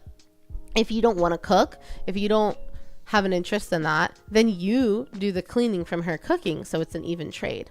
Or buy meal prep or buy food or something instead of cooking. Like, there's a way to share that responsibility, and it does not sound like he wants to share any of these more traditional responsibilities. Like, he's just able to say it in a way that makes her feel heard and understood, and like he's gonna make it better. But he's not gonna make it better. You're just gonna waste 2 more years of your time, and then you realize you're getting older and you still don't want to bring a child into it. Like, it's weird. The only part I kind of understood was the fact that he let her have a deserved long rest. But at the same time, there's a part that I found even stranger when the husband also said, if we're ever going to have a child, the decision's only up to me. Like, something about the phrasing is weird. Yeah, that's what I'm saying. Like, the way he's phrasing it is a little odd. Yeah, the top comment is, he's literally telling you nothing will change and you're not his first priority. Just because he read it doesn't mean anything. Yeah.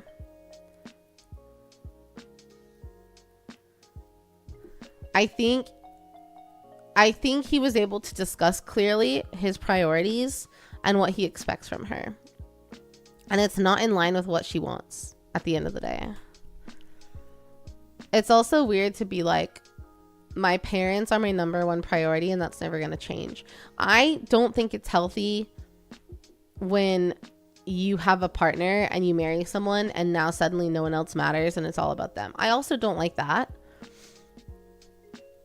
I think it's better to have a group of priorities, like your family, siblings, and parents that you grew up with and raised you and you've known your whole life. And then your partner, like, obviously if you have a good relationship with them, right? And then your spouse, like, to me, they're all kind of equivalent. They're all part of your family. And it's whether or not, like, they can all mesh together. Like, sometimes priorities will shift, but like, I don't know. Also, like, you're telling me that your parents are always going to be a higher priority than your own children? I don't know. It's just weird. It's weird. He wants the full nuclear fantasy. Yeah, that's what it sounds like. For sure.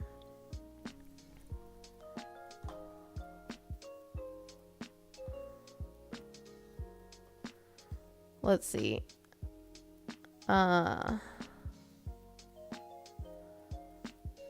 Husband, oh my god, I'm so sorry. I didn't realize you were so stressed. Yeah, I don't know. To me, it's like, how do you not realize that she's stressed about all this either? Like, he's not paying any attention to her at all. You know, the best way the girl can start again to live and find peace is to get out. I think so. Like, he didn't say anything that would make her life any better. Just kind of placated her.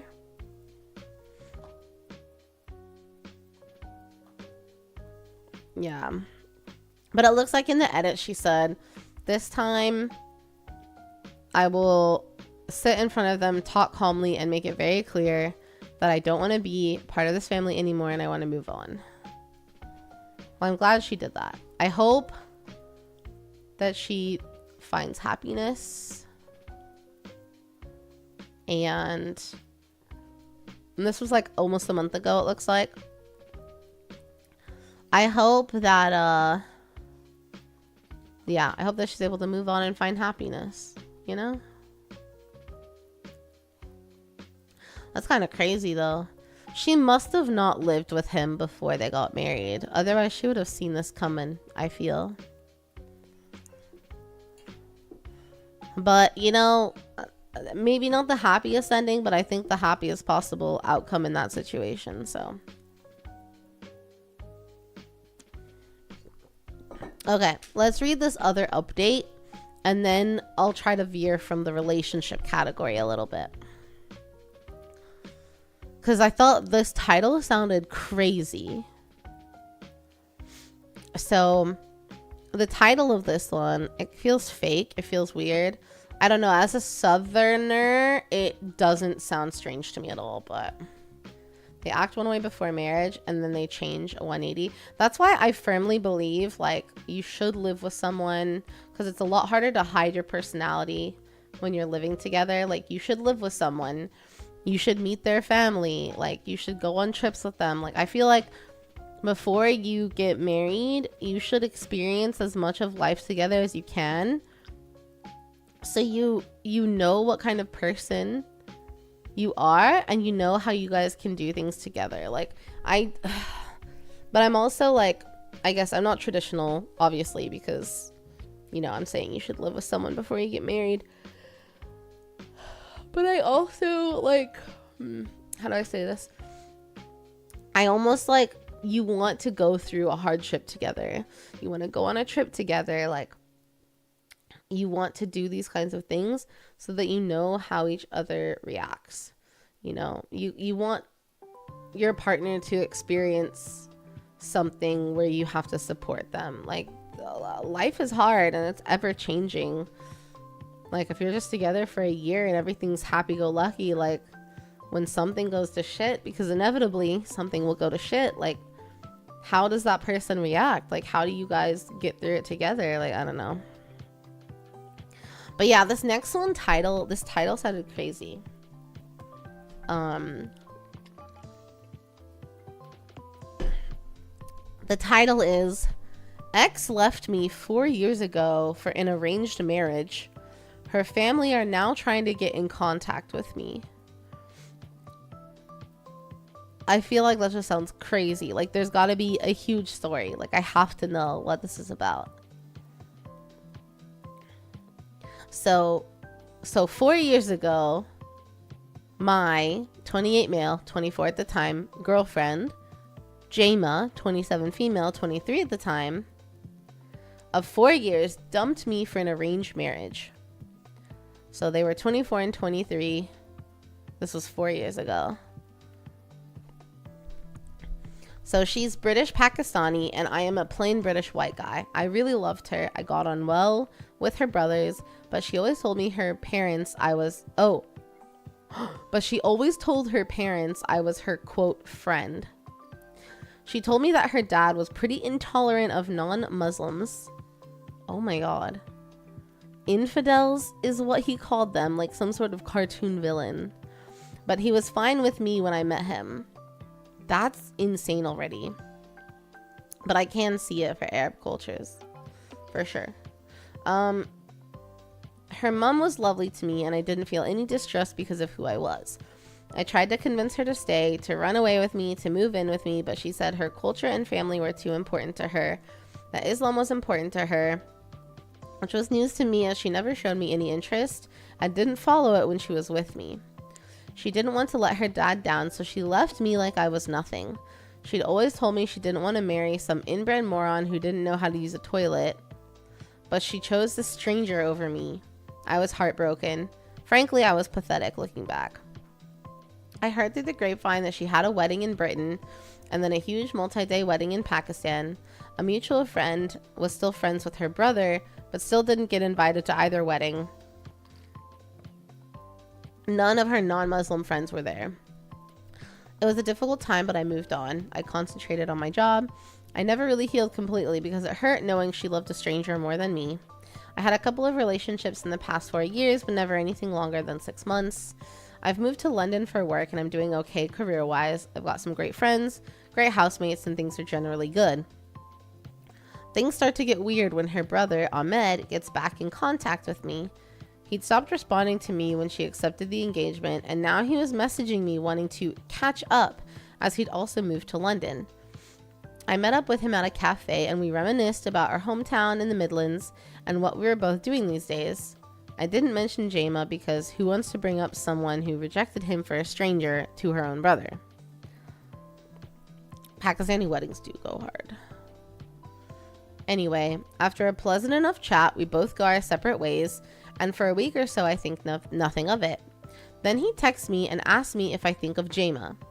I tell him that I try not to, as it was a difficult time for me and I didn't like being her placeholder and her dirty little secret. He tries to keep the conversation going and keeps asking about her and us. I was evasive and asked him to get to the point. He told me that Jama wanted to talk to me and to explain herself. I said it was a bit late for that and it would be disrespectful to her husband. I said I knew how important Islam was to her, and so that it would be the best to just move on from that part of our lives. I don't want to open up old wounds. He asked if I would at least take a phone call from her, and I said I would rather not. He said it would help her, and I said I'd rather not ease the conscience of someone who broke my heart for a religion she didn't even believe in. He got pretty irate, saying I didn't understand what it's like to be a Muslim, and I told him he didn't understand what it was like to be a kafir, just that we're less than humans to Muslims, so why would I show him any sympathy for a being in a religion that he chose to follow every day? He stopped texting me after that. Great. That was weird, but whatever. It's not like we were even good friends. He disappeared when his sister chose someone of the right faith and, dare I say, skin color. He's definitely still heard about this 4 years later, which is fair.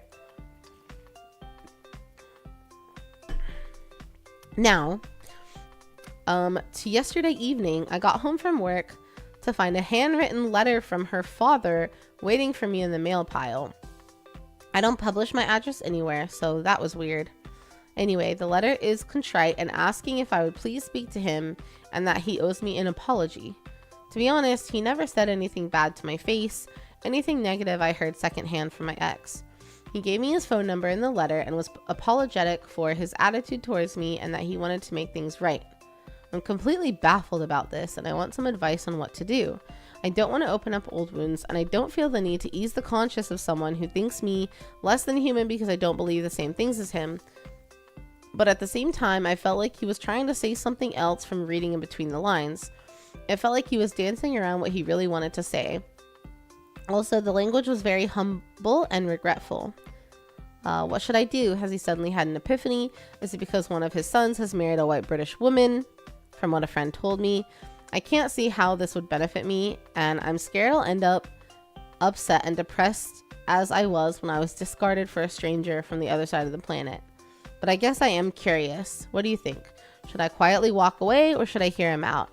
Why is this bothering me so much and why do I keep thinking about it? I'm at work now and I should be working, but I'm writing this out instead. I know, this is kind of a crazy one, huh? The title did not disappoint.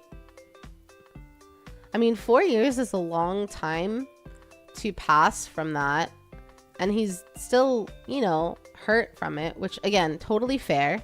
They'd also been together for 4 years, and to dump him for an arranged marriage like that does suck.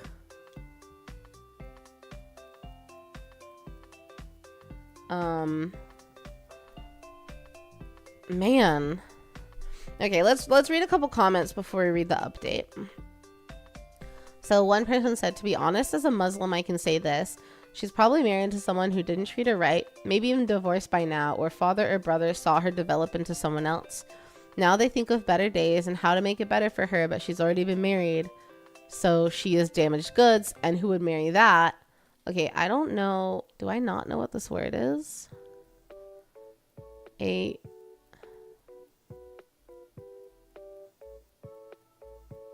kafar.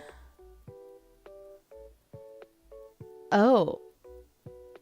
Wait, this is a racial slur? Oh my god, I'm so sorry.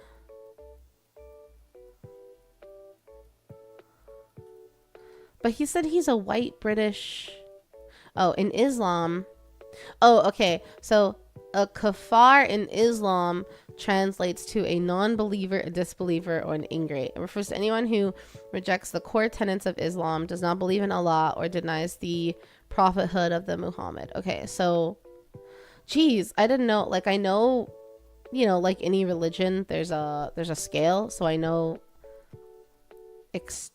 more strict or extreme Islam is like just like Christianity, where it's like, you know, this is the one religion, and if you don't believe in this, you know, you're not as good as me, kind of thing.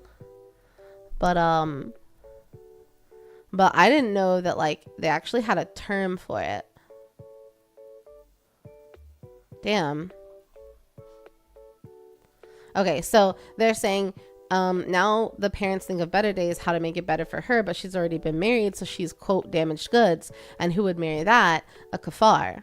So a non-believer. I see. Not saying I see it this way, but men who force daughters to marry into the culture don't see her as a person, but as part of themselves. And by sending her off to marry, it's to protect their honor. So by contacting you, they're protecting theirs.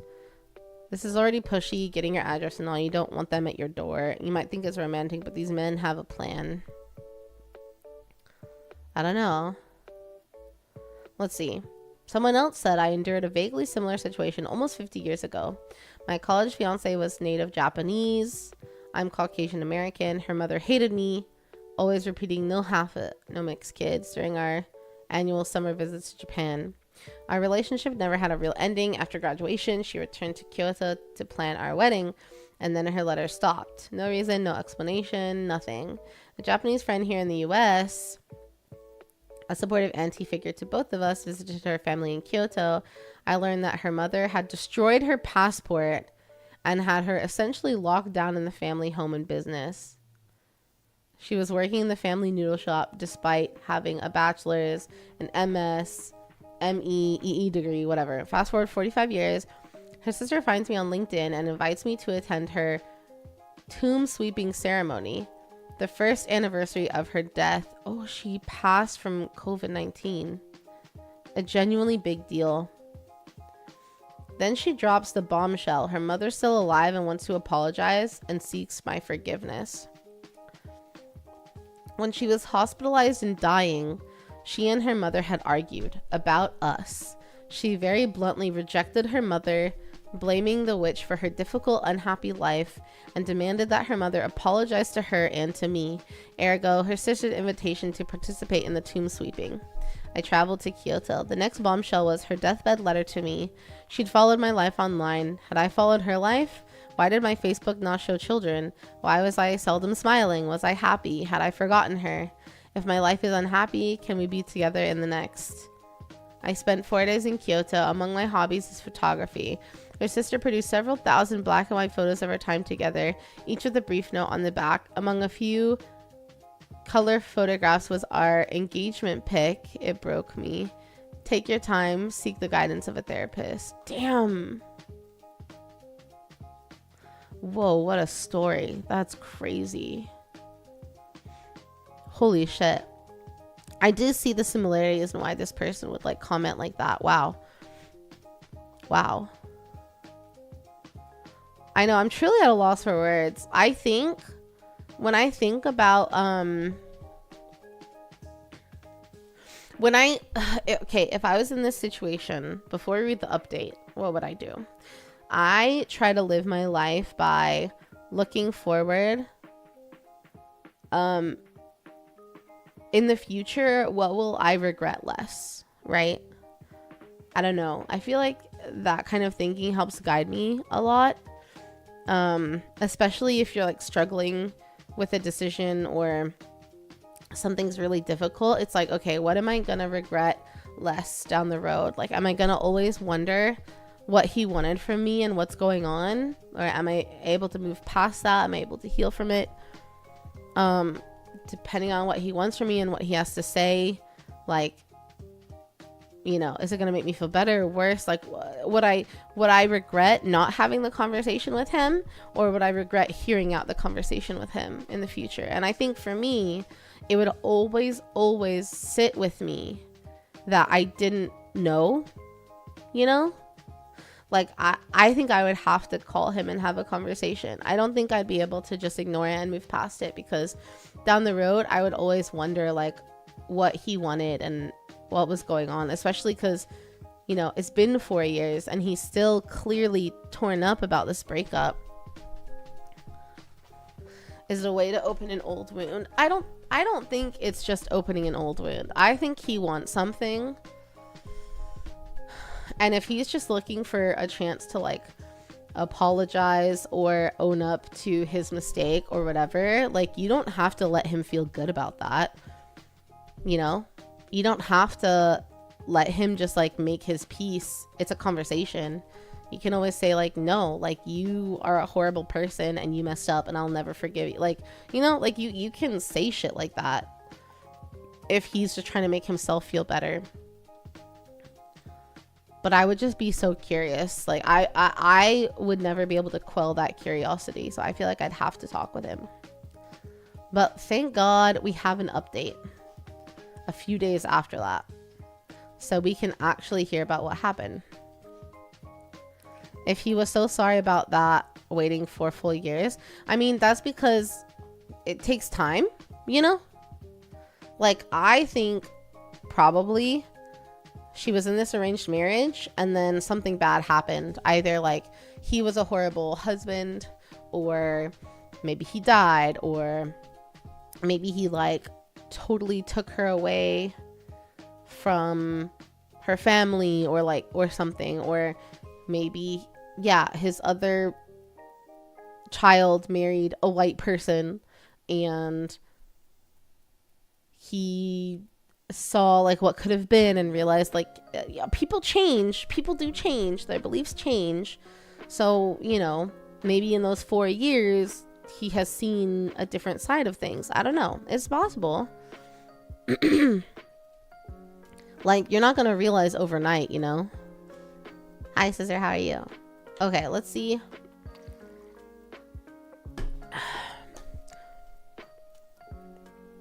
Let's see what the update was. So oh, good to hear. Glad to hear that. Glad to hear your dinner went well. Are you gonna have another one?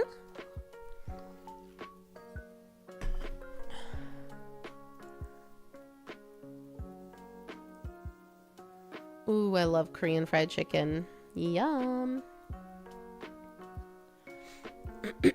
I'm hoping we can. Oh, good luck. I hope it goes well. Karaoke's a fun one. Okay. So, OP, 28 male. He said, let's see. A comment made me examine what I would lose from getting in touch with them. I decided I'd rather deal with this now than find out a truth in 50 years that might change things. I phoned the mobile number her father had given me. When I called, Jayma's mother, let's call her Mama Awesome Food, picked up and was really nice to me, asking how I was, inviting me over for dinner next time I'm in the city. She knows how much I loved her cooking. All of Jayma's friends did. Anyway, she passed me to the patriarch of the family. His voice was not as level and calm as it usually was. He was shaky, which was unusual for him. He apologized for what he'd said to his sons and daughter about me, Westerners and infidels. He said that things in his life had changed and he'd realized that he'd been judgmental and should have been a better man, and that judgment should be reserved for God. He said his dogmatism had caused suffering to those he loved and he wanted to fix what he had broken. I was shocked. He wasn't a very expressive man before, and he seemed genuinely remorseful, not just about what had happened with me and Jama, but some of his behavior generally. He asked if I could ever forgive him and Jama for what transpired. I said that I forgive them and thanked him for calling me, and I was glad he knew I wasn't evil. I felt good and that I was getting some closure to that unpleasant chapter of my life, albeit 4 years later than I would have liked. I felt a weight had been lifted from my chest, which I hadn't noticed was there.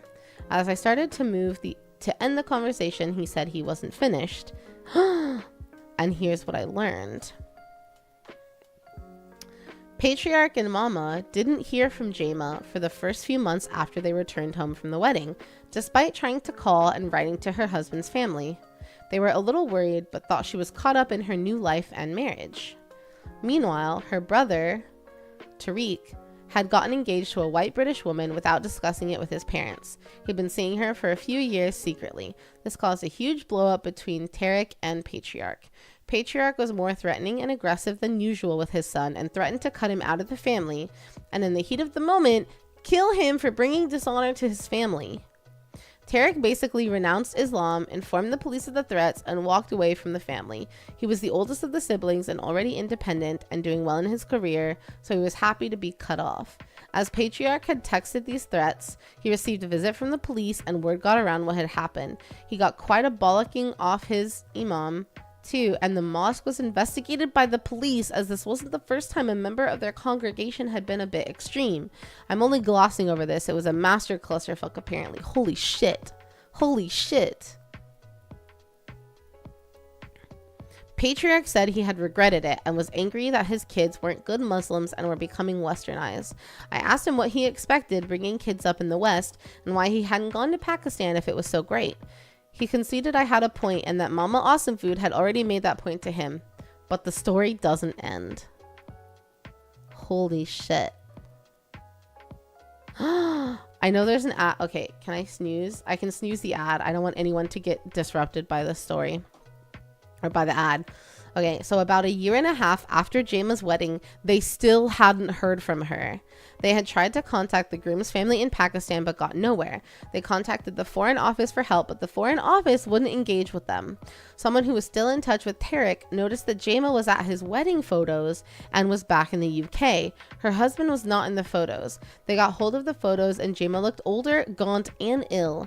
As both parents had been told not to contact Tariq and his wife anymore, they had to go through Ahmed, the other brother that moved to London, to find out what happened. Tariq told Ahmed that he was done with the third world bullshit and that if he tried to act as a middleman for his parents, he'd be cut off too. Ahmed learned that Jama was living with Tariq and his wife, so that was some relief. They had feared the worst. 1 year after this, they learned that Tariq and his wife had had a baby through their social media spies. Mama Awesome Food got very upset with Patriarch and said if he didn't make things right, she was done with him. She went as far to speak with the imam. Apparently, divorce is easier in Islam than in traditional Christianity. Anyway, Patriarch got Ahmed to give Tariq a letter in which he was very apologetic and offered to make things right with him, his wife, and Jama. To his surprise, Tariq agreed to meet Patriarch and Mama. In their meeting, Tariq said that if Mama wanted a chance at meeting their grandchild, they needed to fix things. He said that Patriarch wasn't going to be allowed near his baby anytime soon. He had a list of things that his parents needed to do, one of which was to give Jama back the life he had stolen from her. Patriarch goes on to tell that he had threatened Jama. Okay. Patriarch had threatened Jama to go through with the wedding that he had arranged. I asked to know how, and he started floundering. Mama, as it transpires, had been listening to the call the whole time and started yelling at him to tell the truth. So Patriarch told me he had threatened to kill both of us. So-called honor killings are not unheard of in our hometown and are usually for this exact reason. There had even been one done by members in the same mosque 10 years ago. Holy shit. This guy is in deep, dude. Okay. So when Jama got back to the UK, she was going to contact me, but saw through a mutual friend's socials that I was in a relationship. Time passes, and after learning I was not in a relationship and living in London, she asked Ahmed if I would give her a chance to apologize and explain herself, as he was also living in London. She wanted Patriarch to tell me the truth, but also her other friends. Before the marriage, he had taken her phone and dumped all of her non-Muslim friends via text. Her old number was still with that phone, which he had. At least she dumped me to my face, so there's that, I suppose. Anyway, Ahmed had said that I was not very receptive to hearing her out. To be honest, after all this, I think the man's sick of being the middleman. Yeah, fair. Patriarch and Mama wanted me to meet with Jema, hear her out, and give her back her old phone. I was taken aback and asked if he'd kill me if I said no. He sounded ashamed and said he never would have gone through with it. I agreed to take the phone to Jema and agreed to hear her out. He's going to post it to me this week. I called Tarek and said that I'd like to talk to Jema and to give her back her phone. I know people are going to be calling me stupid, but honestly, Patriarch reminded me of my own uncle on my dad's side. He hasn't gone down the ISIS route, but down the conspiratorial QAnon route, and similar to Patriarch in a lot of ways. He's isolated his daughters because of the ridiculous things he parrots that he reads on the internet. They both have radicalized themselves with mad beliefs. One thinks that Jews control the world, that women have too many rights, Western elites are... Oh my god. Anyway, I've got a text back from Jema. She wants to meet up somewhere halfway between where we both live. She lives in a town an hour and a half from where I am in London. We're meeting on Saturday. I was hoping this gives us both the closure to whatever we had, because I feel like I've been living in the shadows since I was 24. If this was 2 years ago, I would have laid into her, but now I just feel numb. Oh my god, there's another update. This feels like fan fiction. Yes and no. It all kind of feels very, it feels very realistic to me. It doesn't end here. I don't care if it's not real. So like 10 days after that, there was another update.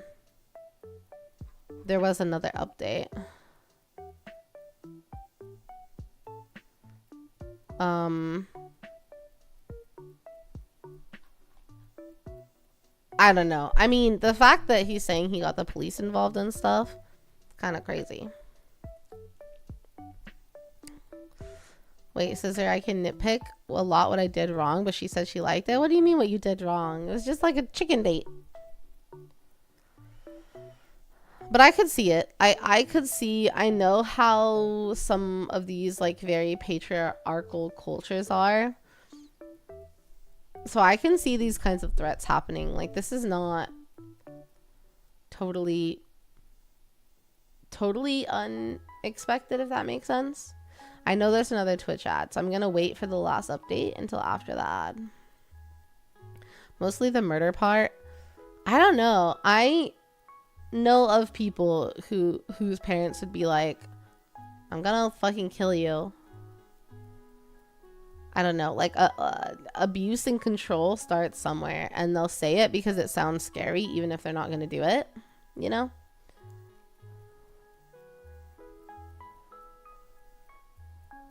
And it sounds like the church that he's in is like very extreme.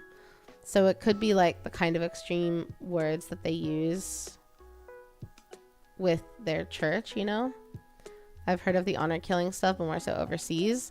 Yeah, I'm guessing it's not like where they are in the UK, but where like their family is from in Pakistan, if that makes sense. I've heard of it too, so I don't know. It's kind of wild. Oh shoot. Okay. Okay, I'm gonna wait for the ad to be done so we can read this final update. I didn't expect this to be like a triple update situation.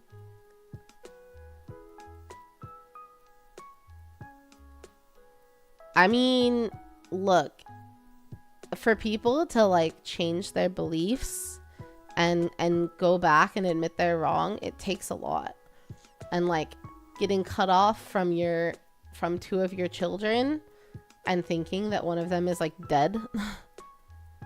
Like, that's the kind of thing to help people change their tune, you know? Especially like the older you get, the harder it is to change your mind. So like, I'm not surprised that all this would happen, and then the dad would go into like, I need to fix this, you know? Hold on, while we're in an ad, I'm gonna get some water.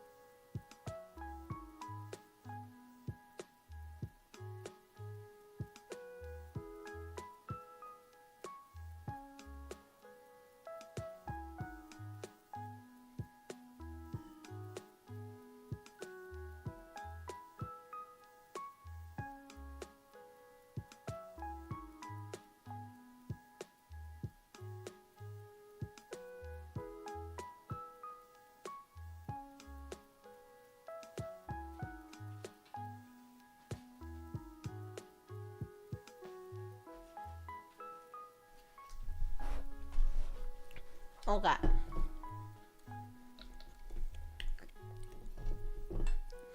I went to get more water.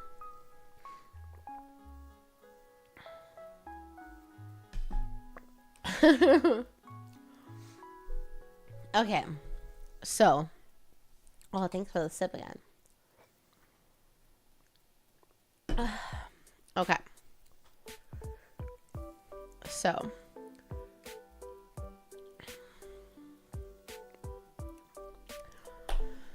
Final update from OP.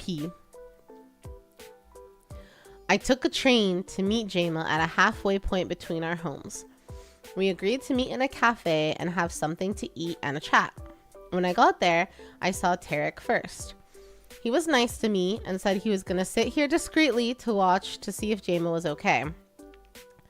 I just laughed and said he should have put some effort into a disguise. We caught up a bit and he told me about his wife and baby boy and what he was up to. He seems happy and to be doing well. He's been welcomed into his wife's family and isn't really interested in reconciling with his dad, but he misses his mom. He asked that I go easy on Jayma and I agreed. When she came into the cafe, she came and sat with us. She told Tarek he could leave and that she'd text him when we were finished. She said that she'd watched me come in and watched me sitting with Tarek, so she knew nothing bad was going to happen, as she could tell I wasn't angry. I mean, I was never a mean or aggressive or particularly angry guy when I was with her, but whatever. My first impression was that she wasn't the same person I had loved. She didn't have that liveliness behind her eyes anymore. She was still pretty, but she'd lost her spark. She looked tired, sad, and a little bit afraid of me. Her body language was very closed off. Anyway, we had some idle chit-chat and then she told me her story. I'm not going to go into details because it's not my story to tell. She said she was scared that me and her would end up dead, so she went through with the marriage. Essentially, the marriage was very unpleasant and she was mistreated by her husband and her husband's family. After a few months, she was able to get in contact with Tarek, who worked with a charity for women who had been trafficked from Britain to Pakistan, and after being there for 7 months, she was able to escape back to Britain. Oh shit, so she was in an arranged marriage that sent her to Pakistan. That's crazy. I didn't realize that she was in Pakistan. She went to live with Tarek. After being home for a few months, she looked into getting in contact with me and saw that I was in a relationship with someone else, so she decided to let sleeping dogs lie. She kind of stalked my profiles recently and saw I was single and wanted to explain things to me. I felt I was just letting her ease her conscience or get things off her chest. I mean, it sounded traumatic and life-changing what she went through, I didn't feel me criticizing her would help her or me, nor would it change anything. She suffered enough. I let her speak and I listened to what she had to say. I felt really bad for her and I wouldn't wish that on anyone. She said she just didn't want me to think her a terrible person. I told her I didn't.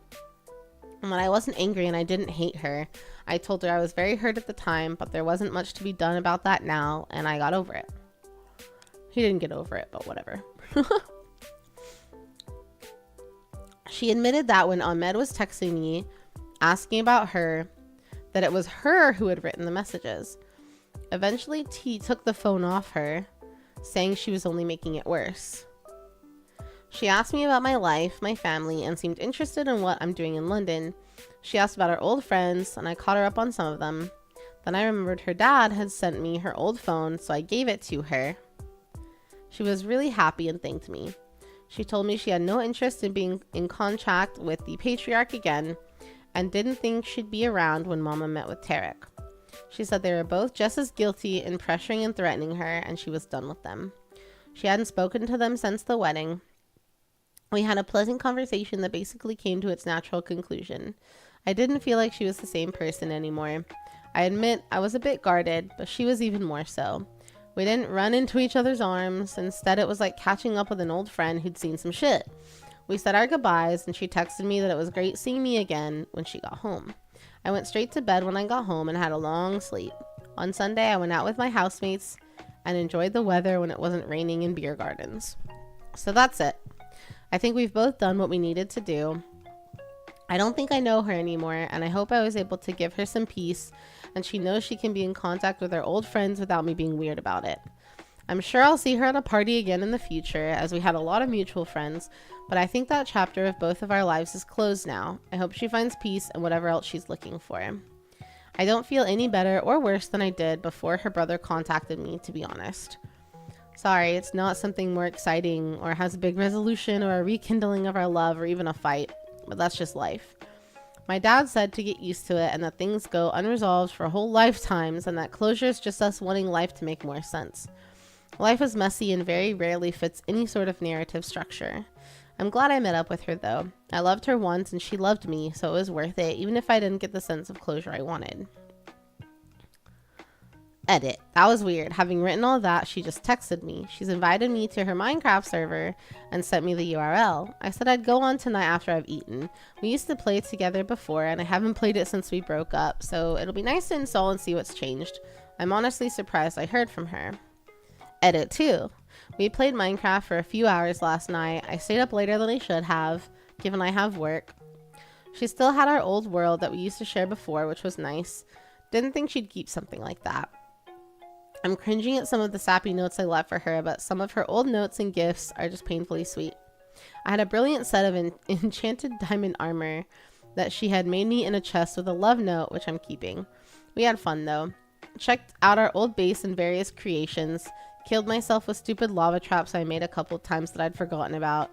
She laughed a lot on voice chat, admittedly at me setting myself on fire or falling off things, and sounded way happier than she did on Saturday.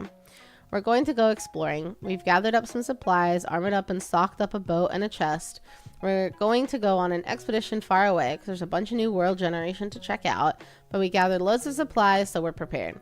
The plan is to set up an outpost and see what's new. If anything, last night made me realize how much I missed her laugh. I'm not going to get ahead of myself because if I had been through what she had, I doubt I'd be doing as well as she is. Interesting. Interesting. I mean, he says he doesn't feel better or worse after talking to her, but I feel like even the language about it, he feels better. You know? Like, maybe he doesn't realize he feels better, but I feel like he feels better. Even in just the way he's talking. And, like, he did get closure on the situation. Like, he found out what happened to her and... and that it's not like she did it because she didn't love him. She did it because she loved him, you know? 100% not ever the person? What do you mean? So I don't know. I feel like that's about what I expected up until the Minecraft. is that, yeah, the marriage was really bad. The family was a bit too traditional, or a bit too extreme, and that's why it was so horrible. You know, maybe in the future they could rekindle their love. Yeah, I mean, it's definitely possible. Like, you know, if you think about it, she didn't go with the arranged marriage because she didn't love him. She went for it because she loved him so much, you know? She's like, yeah, I don't think my dad would be serious, but I'm not gonna risk, like, a death threat. I'm not gonna risk, like, all of this. Like, I can only imagine that kind of pressure in that type of culture and family. So she went for it, and it ended horribly. So, you know, to be honest, she probably never got over her feelings for OP. But, and to me, it sounds like he never really got over his feelings for her either. So I could see a world where they rekindle things and they end up together. And it would be, like, very cute and, like, a perfect story. But I think it would require some, like, more talking and, like, possibly therapy. Because I could also see how it could tarnish the relationship a bit and, like, make things difficult, you know? But I could see it being saved. And it seems like they, you know, they hung out and things felt, like, more normal and almost, like, back to what it was before, slightly. They have plans to hang out again. It's probably a lot harder for her to meet new people than to go back to someone she trusted too. So, I don't know. Over the person? Wait, sorry. I must have said something that's making you say that, Johan. Can you explain better? 100% not over the person. Oh, you're saying he's 100% not over her. Yes. It took me a second, but I got there. Sorry. Yeah, I don't think he was ever over her either. He had a couple relationships that wouldn't go more than 6 months. He was clearly still emotionally distraught about the whole situation based on his words. And, like, the way his text changed so much on this third update was crazy. No, you're good. It wasn't even your typing. It was me forgetting what I already said. She had reasons, and the first thing she did when she got back, it seems, was literally meeting him. You think he can be saved? I mean, I don't think it was the first thing. It sounds like she'd been back in the UK for a bit, but I can totally see it taking time. And this, like, the mom and dad just basically have lost their entire family, and that's what they lost all their kids and, like, grandkid potential. So they realized how fucked up it was, and that's what made them realize that they needed to change their ways, you know?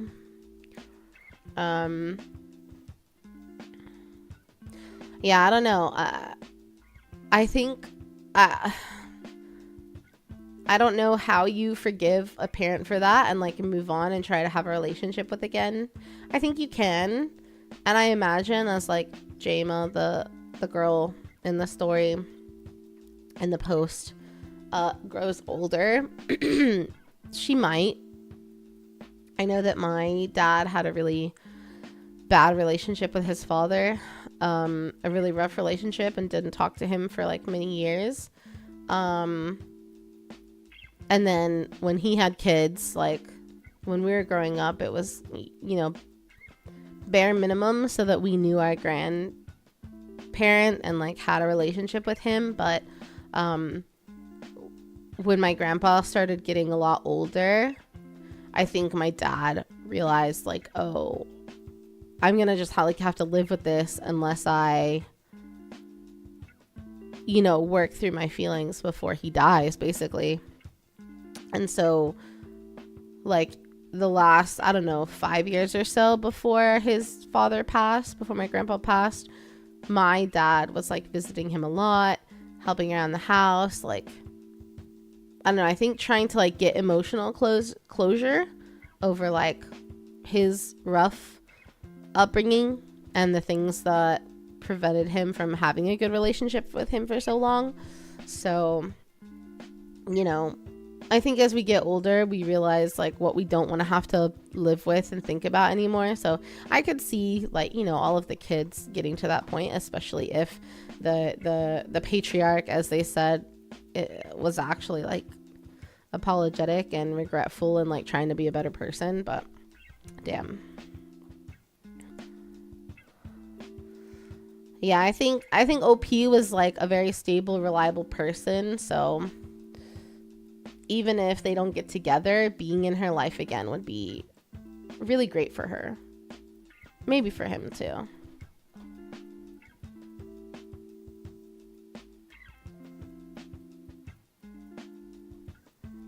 Yeah.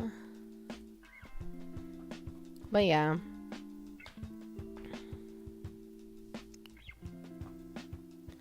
We'll see. I feel like this is another one that ended quite nicely, you know, like shitty situation, but they managed to find each other again, at least in friendship. So I'm like it. So what are we checking next? Okay. Let's see.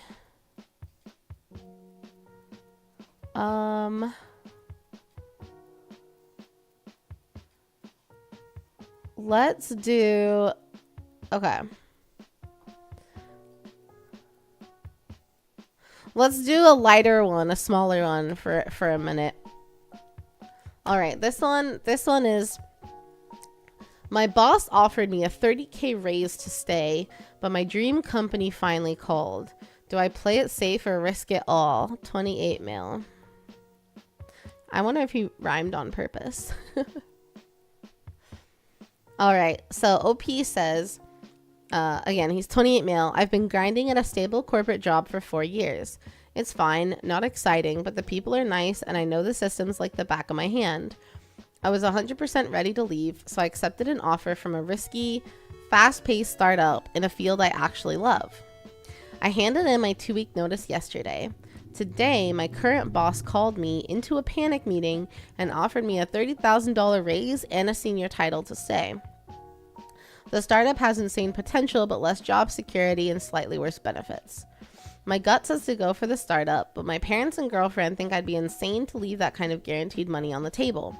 I have 48 hours to decide before the startup's offer expires. How do you choose between financial safety and a dream you haven't tested yet? That is so tough. I've never been in that situation before. I've never had a company be like, no, please stay. What do you want? More money? Here you go. Please stay.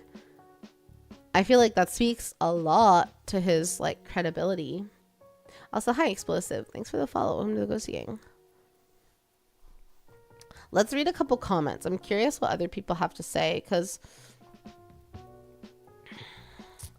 man, a fast-paced startup. So if the startup is going to be paying you as much or more than the job he's at now, and it's a good chunk where he can save quite a bit, I would say maybe take that offer, because what you can do is just save more aggressively than you were before, since now you're making more money.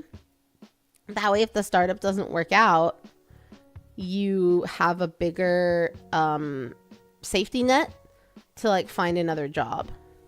And as long as you like exit very graciously here and not burn a bridge, like perhaps you could get another job with this company if things don't work out.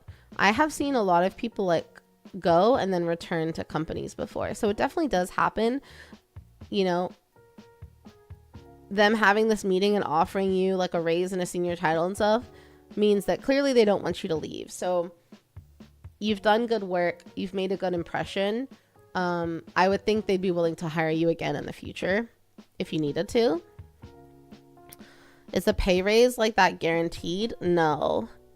But I also think it's so fucked when you're like, hey, I'm gonna leave to go do this other job, and they're like, oh no, but we'll give you a senior title and give you $30,000 more a year. It's like, why weren't you doing that before? Why couldn't I have gotten the senior title and raise before it got to this point?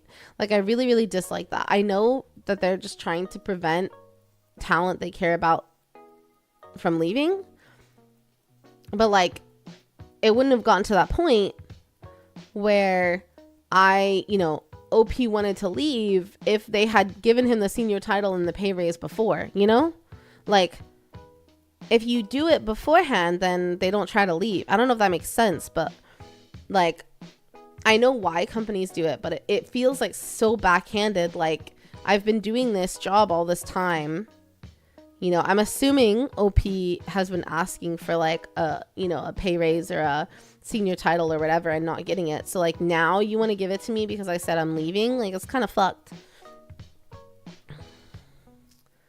If they did that, you can safely leave. If they're desperate to keep you, they'll rehire you. Yeah. You can only pull that once at a job, probably, unless it like some time passes, and you keep climbing up the ladder and then you go to leave and they still want you. It's possible. They could kick him to the curb in a few months, as he's kind of a red flag to them now for leaving. Yeah, that's the other thing too, right, Saber? Is now they're like, oh shoot, this guy was looking at a different job. He decided to stay because we gave him a raise. But, I don't know. The other thing is like, a company doesn't want to let you go or fire you because then they have to pay like unemployment benefits and stuff. So if you're going to leave of your own accord, they would rather you just leave, like this OP will just go. Like, why offer the pay raise and stuff just to keep him around for a little bit? I don't know. I guess to like train someone else, but I don't know. It's a little bit of a red flag, but I do know that's what companies do. If they really like you, they'll be like, okay, what is it going to take for you to stay? I just don't like it because it's like, if you wanted me to stay, you should have treated me right before I was at risk of leaving, Well, let me see what some of the comments say. Top comment says, stability is great, but if you don't have kids, take the plunge. Try your best not to burn a bridge. Tell your boss you appreciate the offer, but you need to try something new. But realize it's not going to be perfect. You'll likely work a ton more hours. There's no guarantee for success. Even if you do your best, it can still fail and you'll be out of a job. If you can accept the risk, now's a good time to try it. Yeah. Let's see. Someone else said this 100%. I didn't jump into my field and career until I was 28. In 10 years, I've achieved a great salary and deep knowledge of a specialty that I'll always be able to find a role in due to its obscurity and my reputation. One truth I've seen in business is that if you're an all-star, your work ethic will show. If you apply yourself and find the right mentors, you'll succeed when committing to the journey. I have friends in totally unrelated fields that are very successful because of who they are from day to day, who I would give an opportunity to in a heartbeat if they were looking to change it up. Someone else said, never take a raise to stay, because once you've let them know you're looking to leave, they're simply trying to delay you departing until they have your replacement lined up. Then they'll boot you immediately and you won't have a job waiting in the wings when they eventually fire you, as you burnt the bridge by staying with your current employer. You've got to leave to the new company as you don't have a secure position with your current company once you told them you're on your way out. Oh, someone said, yeah, this happened to me. Never stay. The last minute big raises do not bode well for the long term. You were there for 4 years and only now they appreciate you. Yeah. Funny how you're worth 30K more today, but you weren't 1 or 2 or 3 years ago. I've always loved that. I don't know. Someone else said, I'd stay if I were you. The dream might be a nightmare. I prefer stability, a system I know, and good people over the risk. IDK, I'd take the money. A startup sounds like a terrible risk. I've known people who join startups and usually it doesn't even materialize. Seems like a bad idea. Let's see. As an ex-recruiter, it all sounds nice and good on paper, but this scenario only truly works out if they intend to actually keep you after offering a significant raise and promotion. I've seen it all too many times when they temporarily offer a raise to someone who put in their 2 weeks notice just to get replaced a couple months later. It's always going to be on the back of their minds if you're going to try and leave again. This only works if your direct manager, boss, supervisor truly wants you to stay and work there long term. I would say don't be surprised if you get let go in a few months. But some people are saying like, yeah, you should stay because a startup in today's market is crazy. Don't leave for less money. At 28, the risk is more than worth it. Huh. If a company showed me an investment to keep me, that would mean a lot. Let's see. Personally, I'd take the raise. Yeah, it's, oh man, the comments are super like, super split. And it doesn't seem like there's an update either. That's tough. That's so tough. Startups are good for experience, but not stable. Yeah.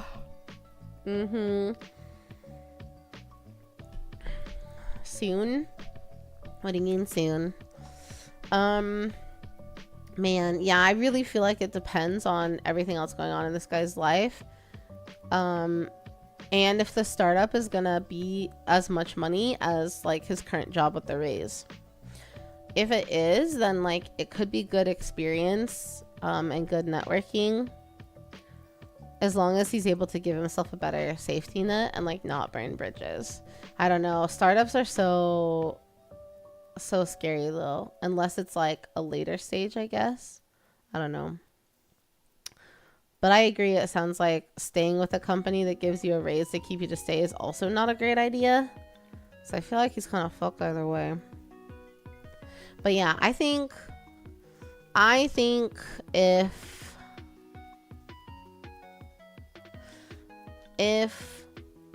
the pay is the same, go with the startup.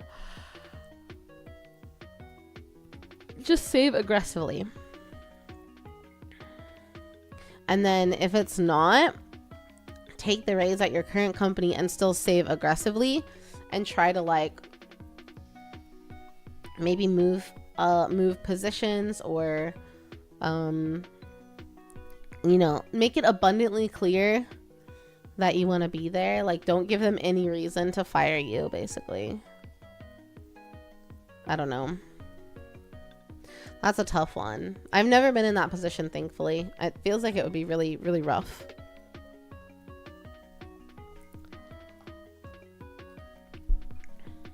Man. Okay. Let's do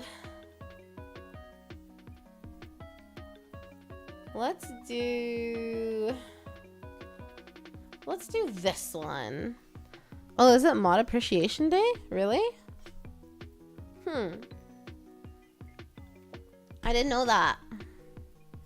Good job, mods. I actually probably need to have mod, what's it called? Mod applications, because all of my mods are kind of AFK except for Prince, and Prince mods for a lot of people, so I feel like I need some backups. So I've been feeling like for a while I should do mod applications, but you're gonna lurk a while to rest. Of course. Thank you for hanging out. Okay, have a good lurk, have a good rest. Okay, let's see this next one. The title is Girlfriend had a really weird freak out over what I consider a non-issue, and I'm not sure how best to reassure her. I thought this sounded interesting. So let's see what happened.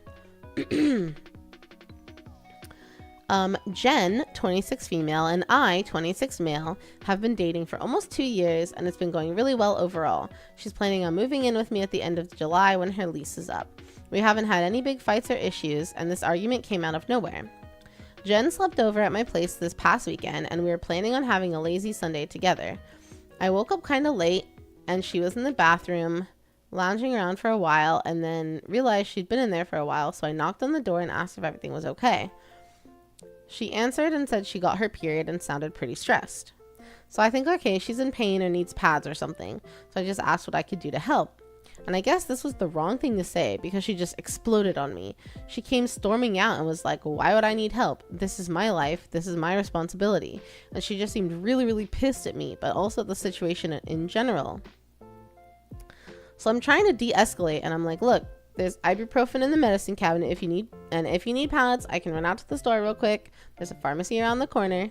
It was like talking to a wall. She just stared at me and was shaking her head, and then she starts gathering up her stuff to leave. She told me I don't understand because I'm a guy and that she needs some space, and left. We haven't texted since then, and to be honest, I'm kind of stunned and a little worried. This isn't like her at all. Now that I'm thinking about it, she never mentioned anything about her period to me, but also we don't live together and the topic never came up. I'm worried she thinks I'm one of those man children who can't handle menstruation, but I'm not at all, and I would hate to give her that impression. But I don't know how to be there for her right now. That sounds crazy. Do you think it's possible that it was more like she had a pregnancy test or something and not just that she's on her period? I don't know. Maybe I'm like reaching.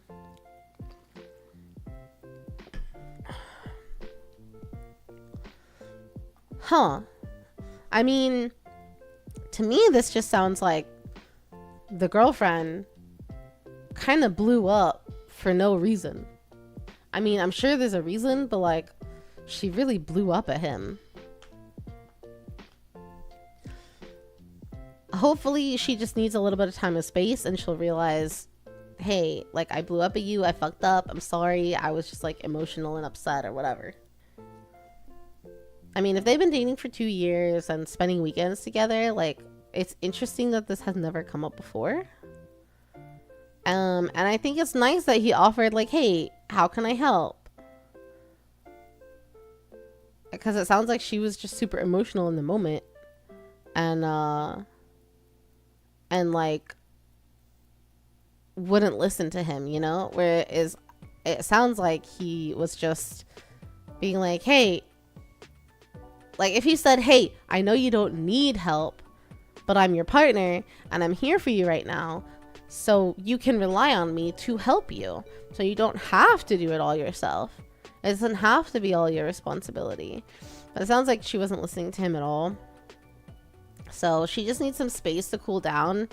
And I think if she apologizes and stuff, like, it should be okay. It's not like the end of the world kind of fight, but I want to read some comments. I don't know if he said anything else about it.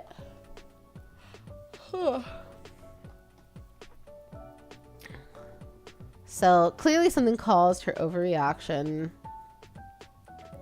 Opie handled things ideally. He gave her time and space. He inquired if she was okay. He offered assistance. Her reaction was super intense. There's got to be something else there. Yeah.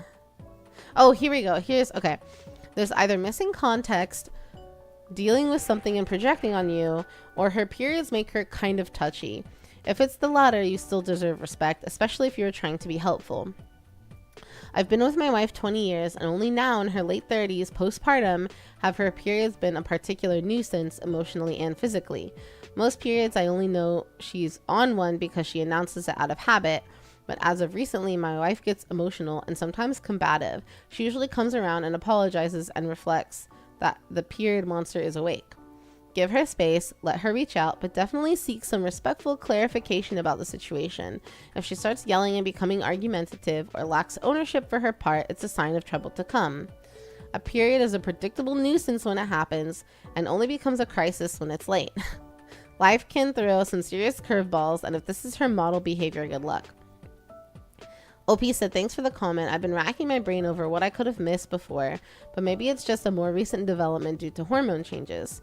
I kind of hope that's not the case, as I think that would especially suck from her point of view, because as far as I'm aware, it's not, her period hasn't been a major issue for her in the past.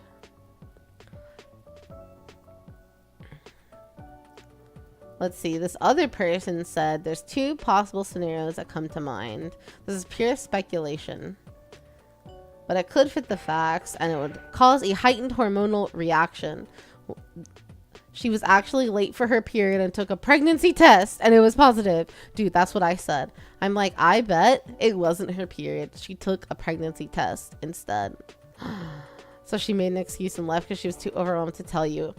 Or two, she already was pregnant, but she miscarried that morning. If that's the case, it would be devastating if it was something she wanted. Perhaps she was waiting. I think if she was miscarrying in the bathroom, you would know. Like, they're not usually just like easy, you know? Or I guess if it's super early, but she did know she was pregnant, then it could be more like a really, really crazy period. So she talked it up to just her being on her period, but her reaction says so much more. Both of these scenarios are speculation, but either could explain her overblown emotional response to your reasonable attempts to help the situation. Give her some space to cool things down. I think you handled it the best you could. That's what I think. I think it's more than just her period. Or unless she has some like crazy trauma about like her period and stuff. Yeah, OP even says she's super even-tempered. This is really out of character. There's been a couple times in the past something's bothered her and she always brings it up directly with me and we talk about it calmly. I'm mainly worried that she needs space and hasn't texted. It's been over a day. Ugh, I wish there was an update. This was 19 days ago. And I feel like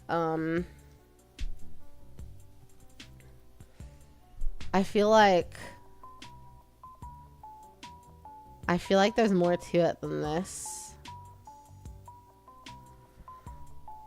Apparently, the OP said that they're both adamant that they're not ready to have kids for a while. She has a subdermal arm implant, so she mentioned it. So doubt she would take it out. I mean, but that's not 100%. She could have still gotten pregnant, you know? No updates. Interesting. Maybe she had a miscarriage days before and hadn't said anything. She had a bad side effect. Also could have happened too. You had something happen like this to you, Kropek, and nothing happened after that? What do you mean nothing happened? It feels a bit inconclusive, but there were no other comments or updates, so maybe they talked it out and everything was fine and she just like has some trauma with it. I fear we'll never know what actually happened, but I kind of think she somehow accidentally got pregnant and was freaking out about it. Because how do you date someone for 2 years and that never comes up? It happens every month. I don't know. Everyone's different though. Okay, I have one more like kind of long crazy one that I really, really want to read. There's a couple others I pulled up, but this one sounded insane. Not insane, like in a good way or anything, but just like pin it and come back next week. I'm not like logged into anything. I thought originally that I would like screen share while I was reading, but afterwards I was like, maybe it's better if I don't screen share it because of words people use and stuff could get flagged. But okay, this last one that I want to go through, like I have to read it. I need to know the context of this one because it says she apologized and that was it. She just said she was in a bad mood that day. Okay. I mean, yeah, like that's all you can do, right? Like, oh yeah, I was having a hard time. I'm so sorry. Like I will do my best to not do that again kind of thing. It happens. Emotions get a hold of all of us. So I'm glad that she apologized and it was fine after that. But okay, this one. Get ready for this whammy of a title. My husband survived being hit by a car 4 years ago, but this isn't the life I imagined. It sounds like a telenovela or something. Sounds like a Korean drama. My husband survived being hit by a car 4 years ago, but this isn't the life I imagined. I know how the title sounds, but please bear with me.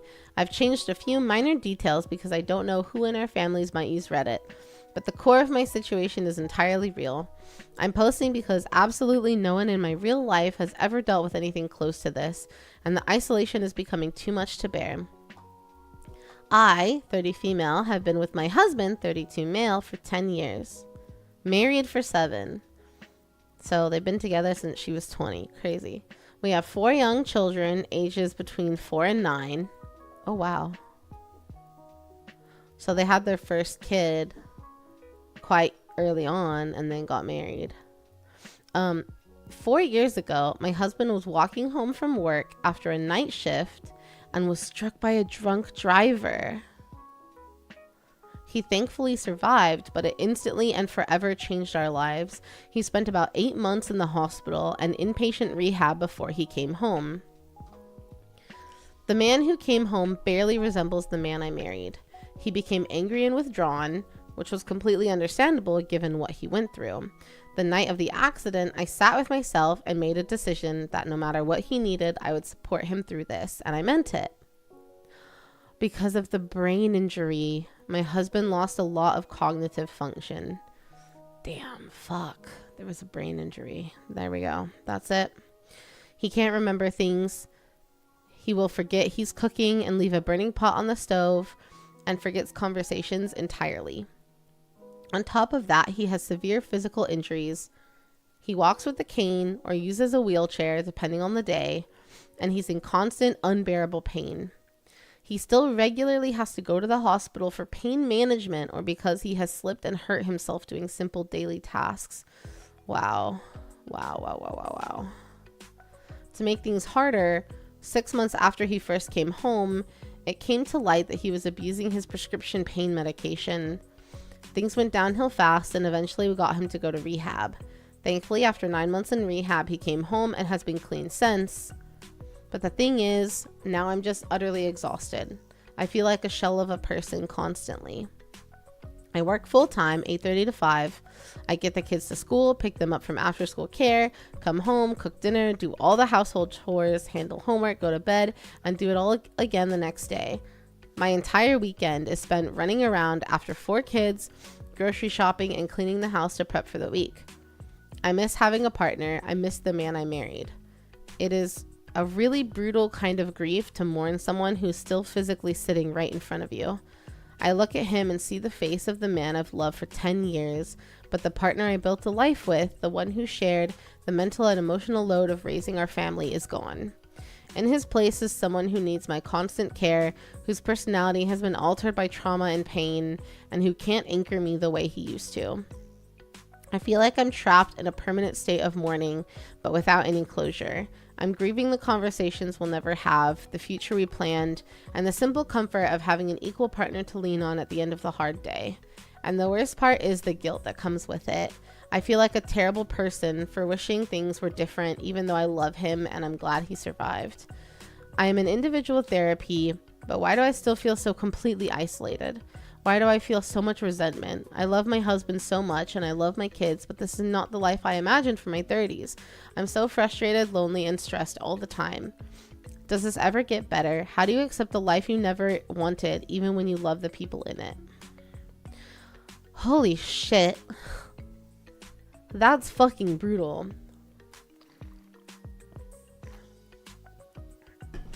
That's fucking brutal. Man, I feel for this woman so much because, like, you hate to think like, oh, it would have been better if he hadn't survived, because you never want that for someone. Like, she's clearly struggling with the thought of like, if he hadn't survived, it would have been better, but also like, if we don't want him to pass, so I'm so glad he survived, you know? I think that's a totally normal thing to struggle with, like that horrible feeling and the guilt with feeling those things. Man, holy shit. I don't even know. It's only 3 days ago, so there probably is not an update anytime soon, but man, marriage is hard. Yeah. Well, and it's when someone has a brain injury like that actually like alters who they are. that's tough, because like the whole point of marriage is like you work through all the difficulties of life. But when the person you marry has a brain injury that alters who they are, it is like they are a different person. But you also don't want to just leave because they have all of this that they have to deal with now. And like, you'll feel horrible for leaving, but you feel horrible for staying. Like, man. Hi, Cinder. How are you? All right, let's read a couple comments and see what they say. Do you live in the US? The support services here, depending on what state you live in, can be nearly non-existent. My life is not exactly like yours, but I had a spouse with an irreversible and inoperable progressive medical condition where over a period of about 10 years, they deteriorated from entirely self-sufficient to being completely paraplegic with limited use of their arms. Their condition was exacerbated by their never-controlled alcohol and drug abuse. The condition affected all 4 limbs, and they had lost much of the use of their arms when they had died from related complications. They were home into the last 4 days of life. But unlike you, I did not have the additional responsibility of 4 young children. We were also much older than you. I very much understand the phrase ambiguous grief. The suggestion is going to sound awful, but please don't dismiss it out of hand. I know it's probably not the advice you were asking for. You're running yourself ragged. You have a very, very full plate. You and your husband might qualify for a lot more necessary help if you and he agreed to divorce. This doesn't change how the 2 of you feel about each other. It's a legal formality. In the US, it's usually much easier for a single person with physical challenges to qualify for a home aid. It's usually much easier for a single person with children to receive help too. You probably do not have to live separately. I know a couple who divorced for this reason, and nothing changed about their living circumstances. Try to find someone in the system to help you navigate the maze of social services. Someone in your husband's medical doctor office might have a recommendation. If this upsets you, I apologize. That is so true and super interesting. Hey, Hecka, how are you? Sometimes it is easier to have support if you are single, which is wild. Like, it makes sense, but also it doesn't. So, like, you know, it's worth talking to someone about for sure. Because if you're not married, then you need, like, you quote unquote need more aid, right? That's so interesting. It's always interesting to hear the perspective from someone who also went through something similar, because you read it and you think, damn, like, this really happens, but someone else clearly had a similar, you know, a similar situation. You got back from seeing your niece? How cute. I hope you had a good time. It's going well. We're just reading some Reddit. We're giving Reddit advice. Hi, Mark. Thank you. Man. Let's see. Another top commenter said, here's my ideas. 1, I'd suggest getting some respite if it's possible. For example, if you have a family who can step in for a weekend so you can get some R&R away. Or 2, second thing I'd suggest is to find an in-person grief support group or a group for caregivers. Like you said, it's extremely difficult to actively grieve and process the loss of your husband that you knew and loved. Dang.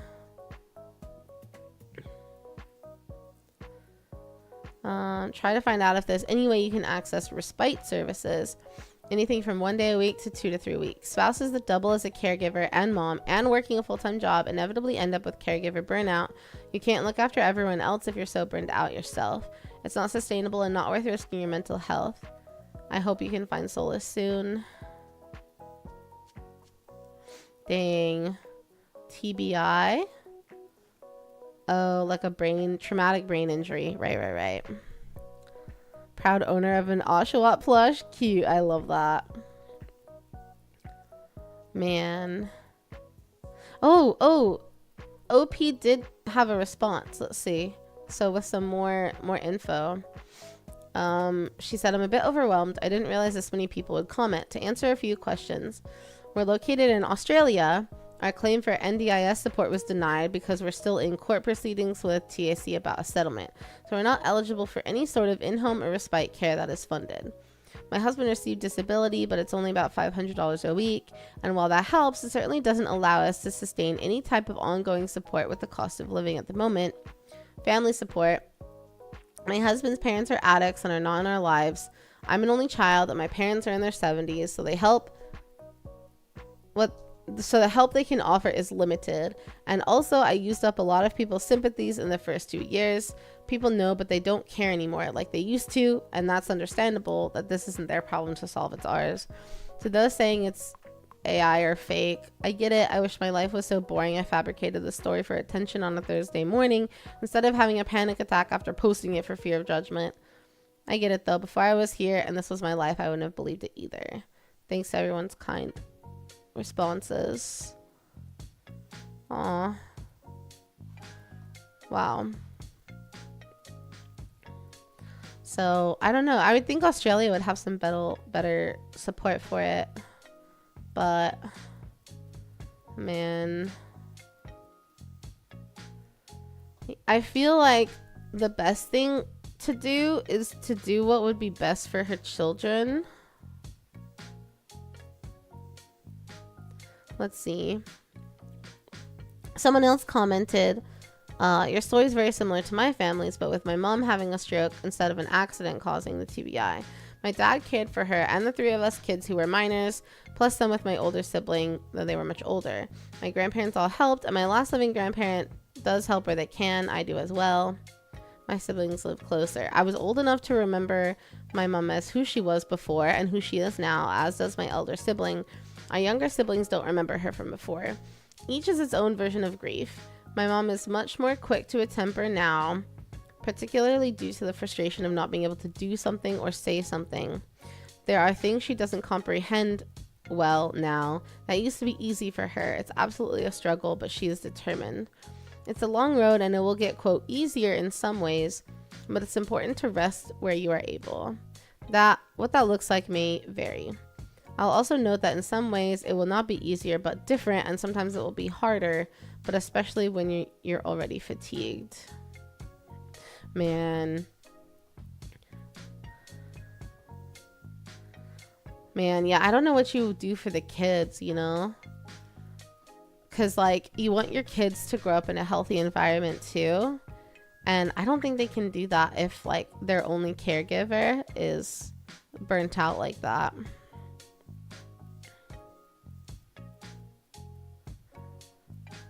Yeah.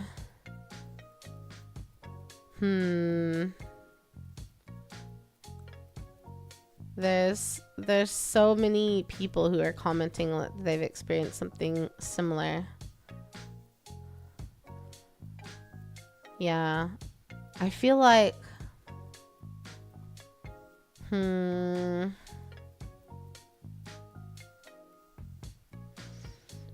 it's so hard. I think she needs to do what is best for her children. There's no other comments. That's all we get from a couple days ago, but yeah, she has to do what's going to be best for her family and for her kids. I don't know what that looks like, but she definitely needs to be able to take care of herself and her burnout. And like, it should get a little bit better as the kids get older, you know, as they're all in school and stuff. But like, still doing all of that on your own day in and day out, yeah, that would challenge anyone. It's already like hard enough to do it just for you, your own adult person, let alone kids, that you have to be, you know, you have to be on point for them. Like, you have to, like, for your kids, like, they kind of need to see that everything's all right most of the time. I mean, I think when they're older, it's good for them to understand, like, you know, people have bad days and that's okay. But from 4 to 9, like, oh man, I don't know. That's so tough. I feel for her. I feel for her so bad. And I don't know anything about like Australia's social systems and what kind of help she could get there either. Ugh. That's a rough one. I feel like we need one that's not so dark. We need to end with one that's not so dark. Let me find one that's like you know, not that dark.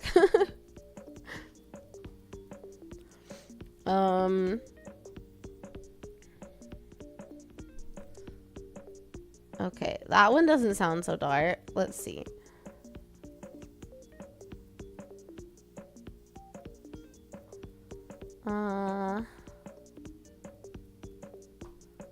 Let's see.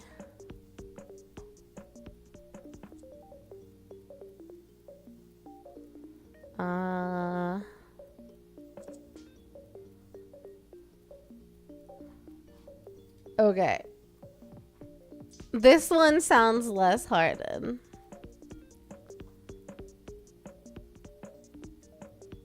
Okay, this one sounds kind of cute actually. Okay, this is how do I approach my son's secret clothing style? So a mom on Reddit asking how to approach her son's secret clothing style. Let's read what that could be. Well, I assumed a mom, but it's a dad. I, 45 male, have one son, 16 male. Oh, so this is the dad. Oh shit, I just assumed it was a mom for some reason. Okay. He recently got his driver's license and a job at a small ice cream shop. His mother left almost as soon as he turned 1, so we have a very open relationship. He tells me stuff most kids don't feel comfortable telling their parents, and I'm so grateful for that. So when I realized he was keeping this from me, I was confused. He's been going to the mall a lot with a boy I'm gonna call K, 17 male. I thought they were just doing regular stuff teenage boys do, walking around, getting pretzels, buying stupid stuff, etc. I was fine with it because he's always been responsible, kept his location on, and answered all my texts and phone calls. Kay is also very respectful and overall a good kid, so I haven't been too worried about him either. But I started to notice whenever my son would come home, he'd dash to his room and try to cover his bags.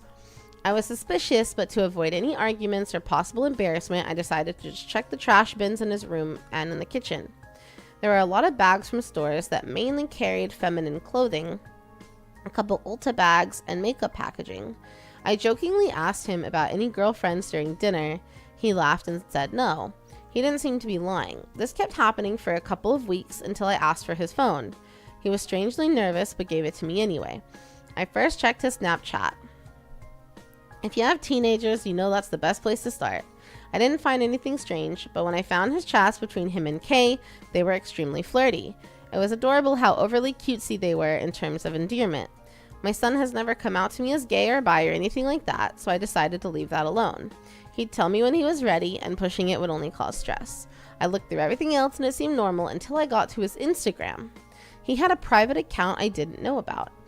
All of his friends were added, and as I looked through the photos, things made sense. He was always in some sort of overly feminine outfit, his hair and makeup all done. I didn't care until the photos got a lot more revealing, very suggestive poses, whale tails, mini skirts, and him doing suggestive dances on heels. Or on reels. I also saw that his bio said he was gay, a quote, femboy, and used he, they pronouns, which I haven't been using and will start using after we have a conversation just in case. I don't want to push him to come out, but I also don't want him keeping something like this from me. I want him to know I support him and that I'll love him either way, that he doesn't need to hide his makeup or skirts, that I'll welcome Kay to the house, that I'll even help redo his whole room to be pink and girly if that's what he wants. If anyone has the same experience, rather they were a parent in this situation, or someone like my son. Please, no bigotry. Thank you. Okay. So he checked it and then I guess like left it at that. I mean, I'm glad that his dad is like, you know, I want him to know I'll support him, whatever he wants. Like, I love him and I just want to support him. Like, we'll work through whatever. So that's great. I mean, it could be a few different things that he's dealing with, right? Like, he had that private Instagram that said he was gay, so he could just be gay and wants to like be more feminine. He could be thinking maybe he's trans. Like, I don't know. There's a lot of things, and he's young. He's 16, so he's probably just trying to like experiment and like learn about himself and figure out what feels right and feels like him. So I think just talk about it like, hey, you know, this is an open space. Like, talk to me about it. But also, like, please protect yourself. Don't be posting suggestive images on Instagram like that. That's on the internet forever. So maybe let's not do that. But like whatever else it is, like, you know, this is an open space. Talk to me about it. You don't have to hide who you want to be. I'll support you no matter what. Surprised they're chill with the more suggestive parts.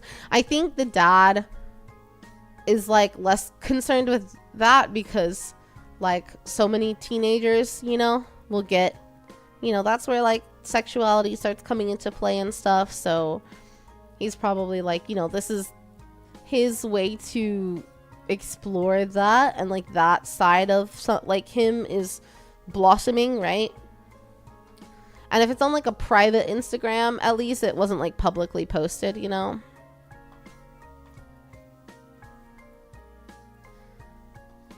But as long as it's private, it sounds like it was private, a private Instagram just with his friends. But yeah, I would definitely say, hey, don't do that. Like, you are underage. Like, please don't be posting suggestive stuff like that. Please don't do that. You know, if you want to record them for yourself and have them, okay. But like, just don't post it online.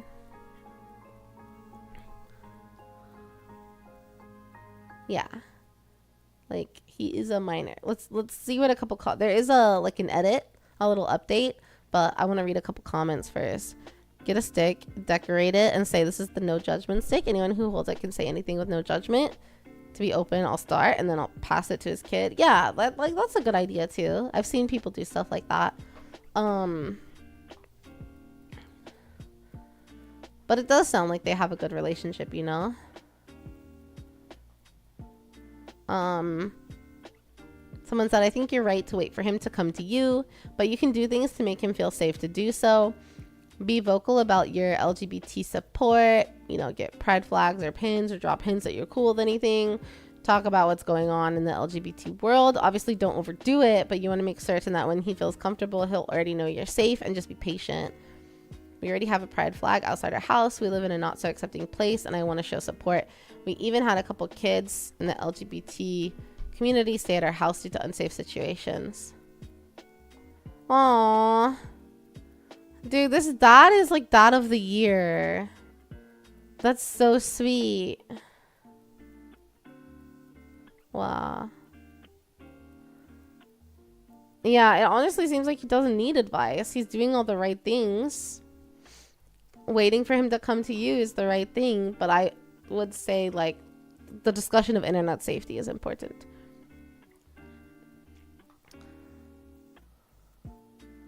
He knows you know. Don't make it awkward. You don't need a big discussion. Next time he comes back from going out with his quote-unquote friend, be like, oh, how's Kay? You guys doing well? You know he's a lot over, right? Not just once, but just in general, so he knows where he fits in. Just be the exact same.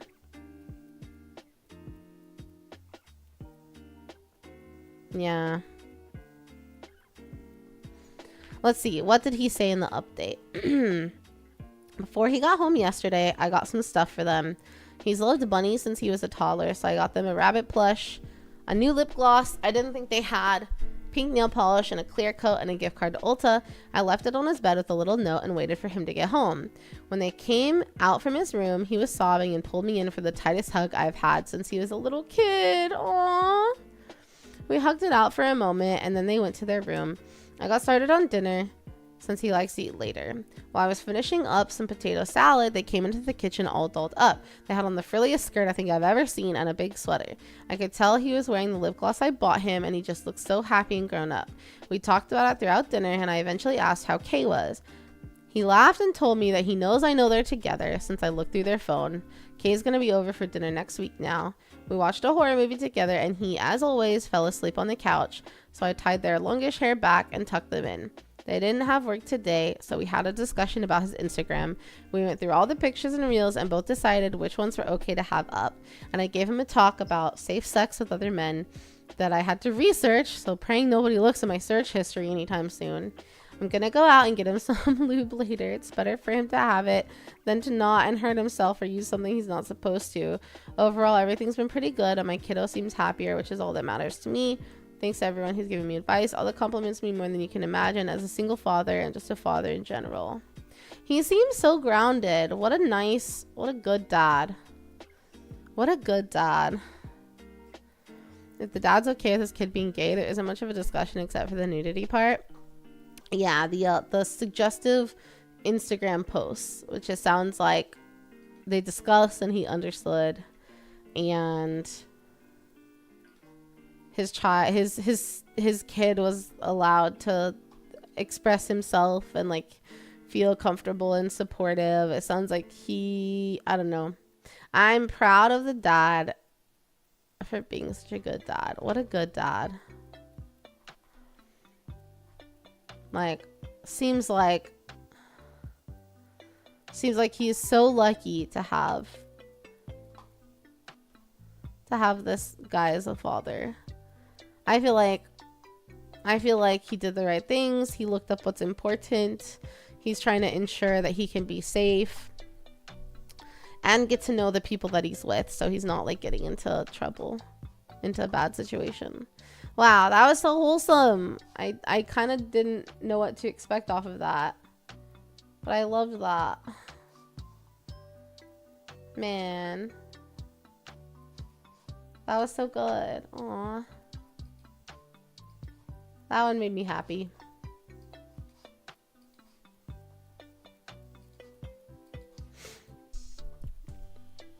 That one made me happy. Okay, let me do that. Let me do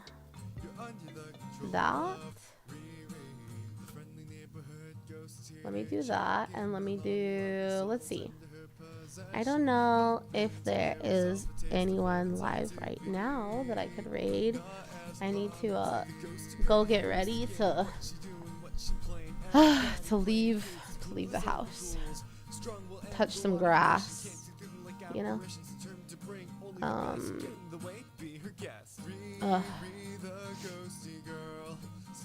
Leah? Oh, Leah's live right now? Oh man,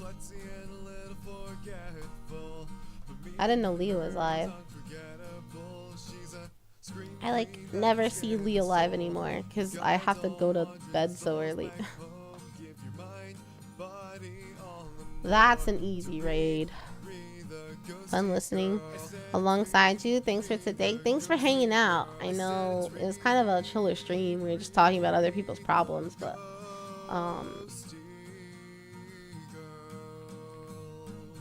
you know, your limo's waiting. I'm pretty sure everyone that's here is already hanging out with Leah, but you know.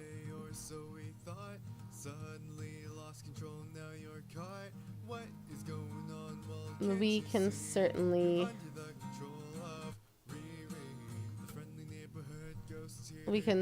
add to the what's the sweat for? I'm just saying because we used to hang out all the time. She's too busy for me now, but we used to hang out all the time. She's a good friend, and we had a lot of audience crossover back in the day. Getting my resume ready for mod applications. Yeah, I really should put those up, I suppose, but I don't know. My chat's like so chill. We're just like a quiet little community, so I've never been too worried about it. But yeah, that's it for me today, guys. Gotta go touch grass. Thanks for hanging out. It was fun to give Reddit advice and read what other people are going through. I think next time we'll try like Am I the A-holes instead. See what that is like. But I miss like yapping and giving advice. So thanks for hanging out with me. I hope you guys have a good night or day wherever you are. Please take care of yourself, drink plenty of water. I'll catch you guys on Discord, and I'll catch you next week. Okay? Bye guys. Just a normal day, or so we thought. Suddenly lost control, now you're caught. What is going on? Well, can't you see? You're under the control of Riri, the friendly neighborhood neighborhood ghost here to check in on all the lovely souls under her possession, hoping to give herself a taste of what it's like to be not as clumsy. The ghosty girl who goes to game, what she doing, what she playing. Everybody playing cool, it's the coolest of the ghouls. Strong will end, a lot of ambition, can't see through them like apparitions. Determined to bring only the best, get in the way, be her guest. Riri the ghosty girl steals your body, steals